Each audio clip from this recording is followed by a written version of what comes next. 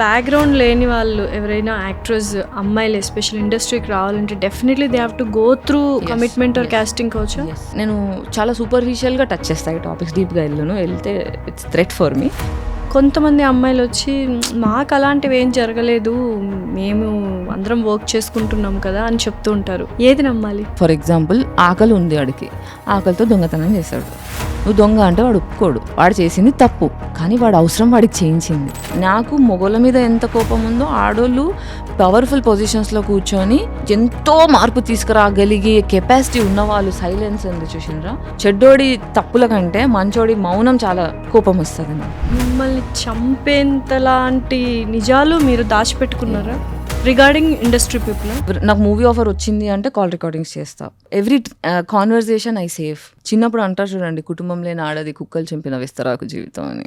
అది నేను లైఫ్గా ఎక్స్పీరియన్స్ చేసి చూసా. సో వచ్చే పొలిటికల్ ఆఫర్స్ సో రిగార్డింగ్ ఒక పార్టీకి సపోర్ట్ చేయాలి, ఒక పార్టీని దుమ్మెత్తిపోయాలి, ఇలానే వచ్చింది. ఎగ్జాక్ట్లీ. బిగ్ బాస్ కేసేసినప్పుడు ఒక పార్టీ నుంచి ఆఫర్ వచ్చింది, క్రౌడ్ ఫండింగ్ చేసుకుంటున్నప్పుడు ఒక పార్టీ నుంచి ఆఫర్ వచ్చింది. అడుక్కోవడం ఈజ్ స్టిల్ బెటర్. మీరు మాట్లాడినందుకే ఇన్ని చేంజెస్ వచ్చాయి. నేను మాట్లాడడం వల్లే ఇన్ని చేంజెస్ రాకపోవచ్చు, కానీ నేను మాట్లాడిన దాని వల్ల చాలా చేంజెస్ వచ్చాయి. మా ఇంట్లో నీ మాటకి విలువ లేదు, నీ ఎగ్జిస్టెన్స్కి విలువ లేదు, నువ్వు చచ్చిపో అని నాకు 24 గంటలు మా నాన్న కందిరీగలా వాగేవాడు. చచ్చిపో చచ్చిపో చచ్చిపో, నువ్వు చచ్చిపోతా అంటే చెప్పు, సూసైడ్ నోట్లో రాసేసుకో, నేను చంపేస్తా. అలాంటి దగ్గర నుంచి I love you, you changed my life, you saved me from my suicidal thoughts అని 100 మెసేజెస్ నేను చూస్తే, you know what kind of feeling that is. చాలామంది అమ్మాయిల జీవితంలో కాన్ఫిడెన్స్ పోసా నేను. I know. Hello everyone, welcome to I dream. This is anchor Lasya Reddy. So ఈ podcast ప్రతి ఒక్కరు కంపల్సరీ చూడాలి. బోల్డ్ అని కొత్త విషయాలు తెలుస్తాయి. అండ్ ఫస్ట్ ఆఫ్ ఆల్ ఆ గెస్ట్ని చూడగానే తను ఏం చెప్తారులే, ఓ మహా అయితే కాస్టింగ్ కౌచ్ గురించి, ఆ అమ్మాయి ఇట్లా, ఈ అమ్మాయి ఇట్లా, నా లైఫ్లో ఈ ట్రామా ఉంది అని చెప్తుంది, ఇంతే కదా, ఆల్రెడీ మేము చూసేసాం కదా, లేదా ఇంకేదైనా ఇంట్రెస్టింగ్ కాంట్రవర్సీగా ఉంటుంది చూడాలి అని చూస్తూ ఉంటారు. But this is totally different. And తను స్పిరిచువాలిటీ గురించి అండ్ ఇల్యూమినేటీ గురించి అండ్ అసలు ఇప్పుడు ప్రపంచంలో ఏం జరుగుతుందనే విషయాల గురించి, అంటే అది వింటే ఇంత నాలెడ్జ్ ఉందా తనకి అని అనిపిస్తుంది. And I was so surprised and astonished. తను పేరు చెప్పగానే చూడము, లేకపోతే ఏదైనా కాంట్రవర్సీ ఉంటేనే చూస్తామంటారు. No, you have to watch definitely. And bold అనే విషయాలు తెలుసుకున్నాము.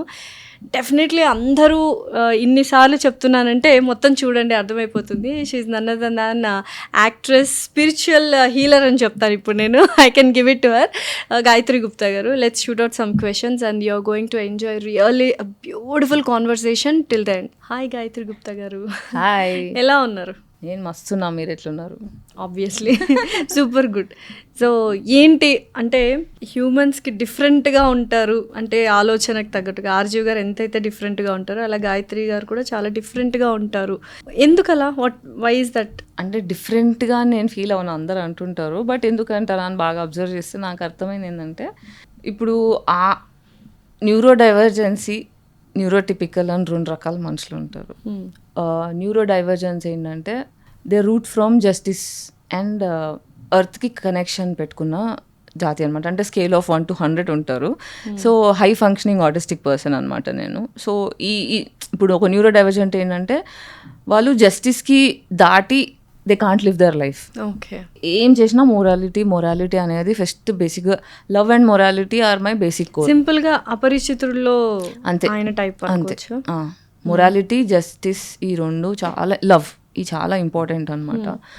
సో అందరూ ఏంటంటే మొరాలిటీ, జస్టిస్ అనుకుంటూ కూర్చుంటే మా కడుపు నిండుతుందా, మా రోజులు గడుస్తాయా, మేము ఇల్లు కొనుక్కోగలుగుతామా, మా కుటుంబాన్ని సరిగ్గా చూసుకోగలుగుతామా అనే క్వశ్చన్లో నార్మల్ పీపుల్. స్లేవరీ సిస్టమ్, అంటే మన క్యాపిటలిజం అనేది ఒక స్లేవరీ సిస్టమ్, దానికి సరెండర్ అయిపోయి జీవిస్తూ ఉంటారు.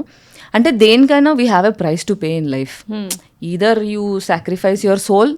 ఇప్పుడు మీరు ఇల్యూమినాటి అవి చూసుంటారు కదా, సెల్ యువర్ సోల్ అనే కాన్సెప్ట్ మాట్లాడతారు. సో మనము ప్రాపర్లీ నా సోల్ నేను అమ్మేస్తున్నాను కాంట్రాక్ట్ చెయ్యం, కానీ every person who surrenders to the capitalistic system in a way they have sold their soul. ఇంత I can't do that. Abundance of knowledge ఎక్కడి నుంచి వచ్చింది? Through your situations and experiences ఏనా? Through empathy and authenticity. Sharp అవ్వాలి, మన instincts sharp అవ్వాలి, మన intuition sharp అవ్వాలి అంటే ట్రూత్లో బతకాలి. ఎంత కష్టమైనా సరే నిజంలో బ్రతికితే యూఆర్ అన్బీటబుల్. జస్టిస్సే ఉండాలి, న్యాయంగానే బతకాలి అంటే ఇప్పుడు ఫర్ ఎగ్జాంపుల్ ఒక కార్ లైసెన్స్ కావాలన్నా, ఒక రిజిస్ట్రేషన్ వెళ్ళి రిజిస్టర్ చేయించుకోవాలన్నా ఎవరో ఒకరికి మనీ ఇచ్చేస్తూ ఉంటారు, లైక్ ఏజెంట్స్కి వాళ్ళకి, బికాస్ తొందరగా పని అయిపోతుంది, పాస్పోర్ట్స్ కానీ అవి కానీ ఇవి కానీ. సో అలాంటివి ఏమి చేయరా మీరు? You go with the direct, ఏ ఉన్నా డ్రైవింగ్ లైసెన్స్ అయినా, పాస్పోర్ట్ అయినా, రిజిస్ట్రేషన్ ఆఫీస్లో వర్క్ ఉన్నా, ఎవ్రీథింగ్ యూ గోస్ డైరెక్ట్లీ, అంతే. దానివల్ల టైం బాగా కిల్ అయిపోతుంది కదా. టైం అనేది ఇట్స్ ఎ సోషల్ కాన్స్ట్రక్ట్ అండి. టైమ్ ఈజ్ ఇల్యూజన్ బేసిక్గా.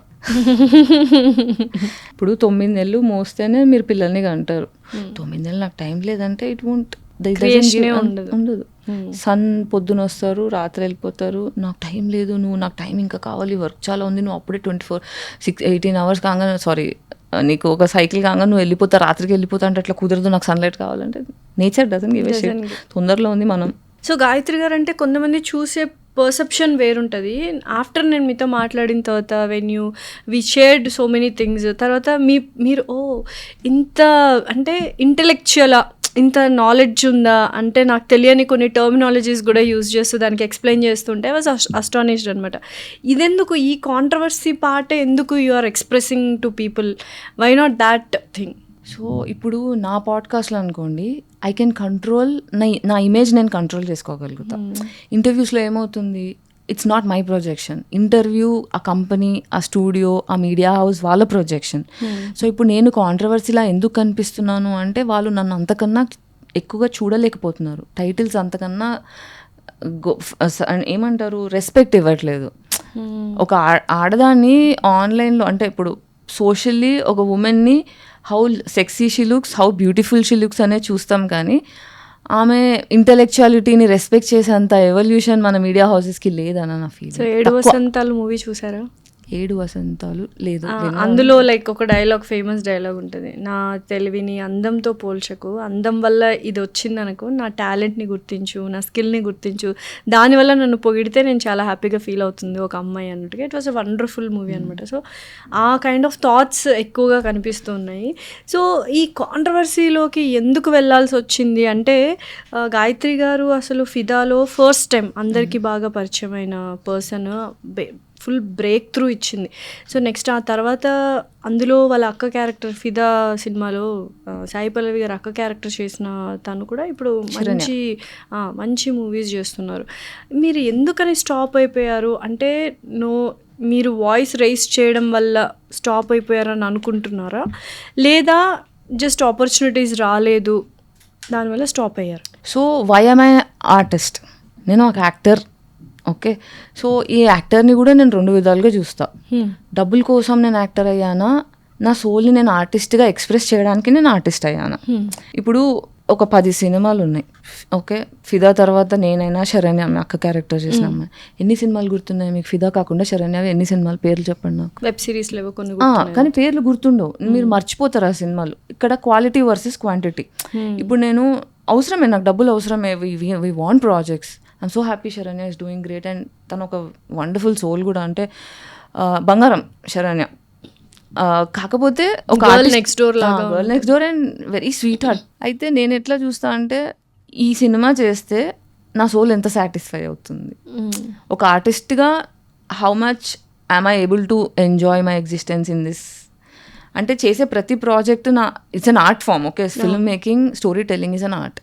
బట్ నేను ఒక సొసైటీకి పనికొచ్చే సోషల్లీ రెస్పాన్సిబుల్ ఉన్న సబ్జెక్ట్స్లో మిసాజినీ లేకుండా, నార్సిసిజం లేకుండా, మ్యానిపులేషన్ లేకుండా, సెక్సిజం లేకుండా, క్యాస్టిజం లేకుండా, ఇలాంటివన్నీ, అంటే ఇవన్నీ సోషల్ డ్యూటీస్, మనం ఇవన్నీ చెక్ చేసుకొని సొసైటీ మీద ఒక సినిమా అంటే, ఒక సినిమా చూస్తే మిలియన్స్ ఆఫ్ క్రౌడ్ చూస్తారు, ఎంతోమంది ఫాలో అవుతారు. ఇప్పుడు నా హీరో స్టైల్గా ఇలా హెయిర్ కట్ చేసుకున్నాడు కాబట్టి నేను కూడా ఈ hair cut, Allu Arjun hair cut రా, ఇది అబ్బాస్ హెయిర్ కట్ అవుతారు కాబట్టి జాగ్రత్తగా తీయాలి. బాధ్యత, విత్ పవర్ కమ్స్ రెస్పాన్సిబిలిటీ. ఆ రెస్పాన్సిబుల్ ఉన్న సబ్జెక్ట్స్లో బిలాంగ్ అవడం నాకు ఇష్టం. అలా నాకు కనిపించట్లేదు. ఇది చేసి ఏంటి, ఇలాంటి సినిమాలు చేసి వచ్చిన డబ్బుతో నేను తిని ఏం తృప్తిగా పడుకుంటాను. అండ్ ఆల్సో సినిమాలో వర్క్ గ్యాప్, పే గ్యాప్ ఉంది. ఇప్పుడు నాకున్న ఫేమ్ అబ్బాయికి ఉన్న ఫేమ్ సేమ్ ఉందనుకోండి, the pay that man gets is different from what I get.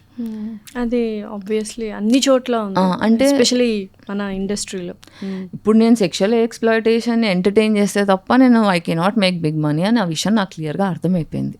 So ఆరాటపడ్డం మానేసా. అంటే నాకు సినిమా ఇండస్ట్రీ కావాలా లేకపోతే స్టోరీ టెల్లింగ్ ఆర్ట్ కావాలా, ఆ పాయింట్ ఆలోచించుకున్నాను నేను. బట్ ఇప్పుడు లైక్ నానితార గారు కావచ్చు, సమంత గారు కావచ్చు, సాయి పల్లవి గారు కావచ్చు, దీపికా పడుకుని, వీళ్ళందరూ ఈక్వల్గానే దే ఆర్ లైక్ వాళ్ళ మార్కెట్ ప్రైస్ కూడా చాలా ఈక్వల్గా ఉంది కదా. సో అంత దాకా రావడానికి దే హ్యావ్ టు తక్కువ రెమ్యూనరేషన్ తీసుకుని ఉంటారు ముందు, అక్కడ దాకా రావడానికి వీ హ్యావ్ టు డూ కదా. సో నేను లాస్ట్ 20 years నుంచి తక్కువ రెమ్యూనరేషన్ తీసుకుంటున్నా. ఈ రోజు కూడా తక్కువ రెమ్యూనరేషన్ 20 years నుంచి ఉన్నారా ఇండస్ట్రీలో?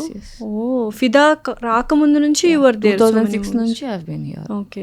సో అట్లీస్ట్ అంటే ఇప్పుడు మీరు ఇలా నేను ఏమన్నా అంటే తక్కువ రెమ్యూనరేషన్ తీసుకోవడం తప్పు అని నేను అనట్లేదు, ఒక పాయింట్ వరకు okay. But if I have to negotiate, when you have a equal caliber, why you are not paying more? See, I'm not ready to negotiate my morality. అదే చెప్తున్నాను నేను. ఇప్పుడు వీళ్ళందరి పేర్లు తీసుకున్నారు. ఇప్పుడు ఎవరి జీవితం అయినా సరే మీరు పర్సనల్గా వాళ్ళతో ట్రావెల్ అయ్యి కళ్ళతో చూస్తే తప్ప I cannot advocate for the choices. But industry అంత ఈజీగా ఎవరిని పవర్ ఇవ్వదు ఆడోళ్ళకి, స్పెషల్లీ ఆడోళ్ళకి. ఎందుకంటే ఈ కైండ్ ఆఫ్ ఫెమినిజం అని అనొచ్చా? అంటే అసలు ఫెమినిజంకి రియల్ మీనింగ్ ఏంటి? ఎందుకంటే చాలామంది మాట్లాడుతున్నారు ఫెమినిజం గురించి. Really want to know from your perception what is feminism? Feminism అనేది బేసిక్గా women voice needs to be heard అనే పాయింట్లో వచ్చింది. నా ఉనికికి గౌరవం కావాలి, నా కష్టానికి గౌరవం కావాలి, నేను చేస్తున్న నా ఎగ్జిస్టెన్స్కి గౌరవం కావాలి, దానికోసం ఫెమినిజం వచ్చింది. బట్ ఫెమినిజం అని మాట్లాడుతున్న ప్రతి ఆడవాళ్ళు ఫెమినిస్టులు కారు. ఎందుకంటే దేవుడి పేరు చెప్పుకొని నార్సిస్టులు వేరేలను ఎలా ఎక్స్ప్లాయిట్ చేస్తారో. సో బేసిక్గా ఏంటంటే ఇవన్నీ ప్లే కార్డ్స్. అంటే ఇప్పుడు నేను ఫెమినిస్ట్ అయినంత మాత్రాన హౌ మోరల్ ఆమె అనేది తెలియాలి. ఇప్పుడు నేను మోరల్ మనిషిని కాకుండా నేను నార్సిస్ట్ అయ్యి ఉండి నేను ఫెమినిస్ట్ అంటే నేను తెలిసిపోతుంది. ఇప్పుడు మంచి చెడు అందరిలో ఉంటారు, నేను ఎప్పుడు చెప్తుంటా. అందరు ఆడవాళ్ళు మంచోళ్ళ, అందరు మగవాళ్ళు చెడ్డోళ్ళు అంటే అలా కాదు. మంచోళ్ళు చెడ్డోళ్ళు అన్నిట్లో ఉన్నారు. బట్ ఎక్కడో అంటే మీరు ఏవైతే క్వాలిటీస్ చెప్తున్నారో సాయి పల్లవి గారు తూచా తప్పకుండా పాటిస్తున్నారని అనిపిస్తుంది నాకు ఒక్కొక్కసారి. ఎందుకంటే లైక్ తను లైక్ చాలా జాగ్రత్తగా ఉంటుంది స్క్రిప్ట్ ఎంచుకోవడంలోను, the way she's presenting herself. So మీరు తనని యాక్సెప్ట్ చేశారో ఇలా ఉండాలి హీరోయిన్స్ అందరూ అని? అంటే ఇలా ఉండాలి అనే మాట నేను ఎప్పుడు అనను. Good that what ever she's doing good for her, but that's a privilege. నా చాయిసెస్, నా లిమిట్లు నేను దాటకుండా, నా బౌండరీస్ దాటకుండా, నా మొరాలిటీ దాటకుండా నేను సక్సెస్ఫుల్ అవుతాను అనేది luck and privilege. And she's very lucky in that and very hard work. She's lucky because you never know the struggles behind. So మాట్లాడుతూ ఉంటారా, కాంటాక్ట్లో ఉన్నారా? అసలు లేరు. ముందు ఉండేవాళ్ళ జస్ట్ ఆ సినిమా వరకు like you never developed any friendship సెట్స్లో కూడా? ఒక శరణ్య, మనీషా ఇద్దరితో ఫ్రెండ్షిప్ డెవలప్ అయింది, ఇంకా శేఖర్ సార్తో ఫ్రెండ్షిప్ డెవలప్ అయింది, అనీష్, ఇంకా రైటింగ్ టీమ్, డైరెక్షన్ టీమ్. నా మోస్ట్లీ ఒకటి అబ్జర్వ్ చేశానంటే నాకు యాక్టర్స్ కంటే టెక్నీషియన్స్ ఎక్కువ ఫ్రెండ్స్ అవుతారు. Because you are director also, right? It's not I am, but అది పాయింట్ అదే ఆలోచిస్తాను నేను, యాక్టర్స్తో ఎందుకు ఫ్రెండ్షిప్ చేయలేకపోతున్నాను నేను అని. మేబీ వేవ్ లెంత్ సెట్ అవ్వదేమో, అంతే. It's matter of choices. అంతేనా? కోర్ సోల్ వైబ్ ఎక్కడవుతుందో అక్కడే పోతాను. డెఫినెట్లీ. అంటే చాలామంది అంటే సైకియాట్రిస్టులు, డాక్టర్స్ వీళ్ళందరూ చైల్డ్హుడ్ ట్రామా అనేది చాలా ఇంపాక్ట్ చేస్తుంది మనిషి జీవితాన్ని మార్చడానికి. అదొక వెరీ ఇంపార్టెంట్ చాయిసెస్ అన్నీ. So whatever you are thinking now, whatever you are now, it's all because of childhood trauma. దానివల్ల వచ్చిన ఈ కోపం కానీ, ఈ కైండ్ ఆఫ్ థాట్స్ కానీ అనుకోవచ్చా? అలా అంటే నేను ఇంకా చాలా వైల్డ్గా ఉండేదాన్ని. If I was rooting from trauma all the time, నన్ను తట్టుకోవడం కష్టం. నేను చాలా చాలా చాలా రేషనల్గా ఆలోచిస్తా బేసిక్గా. ఇప్పుడు ట్రామా రెస్పాన్సెస్ నా ఐడెంటిటీ అయిందనుకోండి, you would have seen hate from me, the kind of exploitation I went through.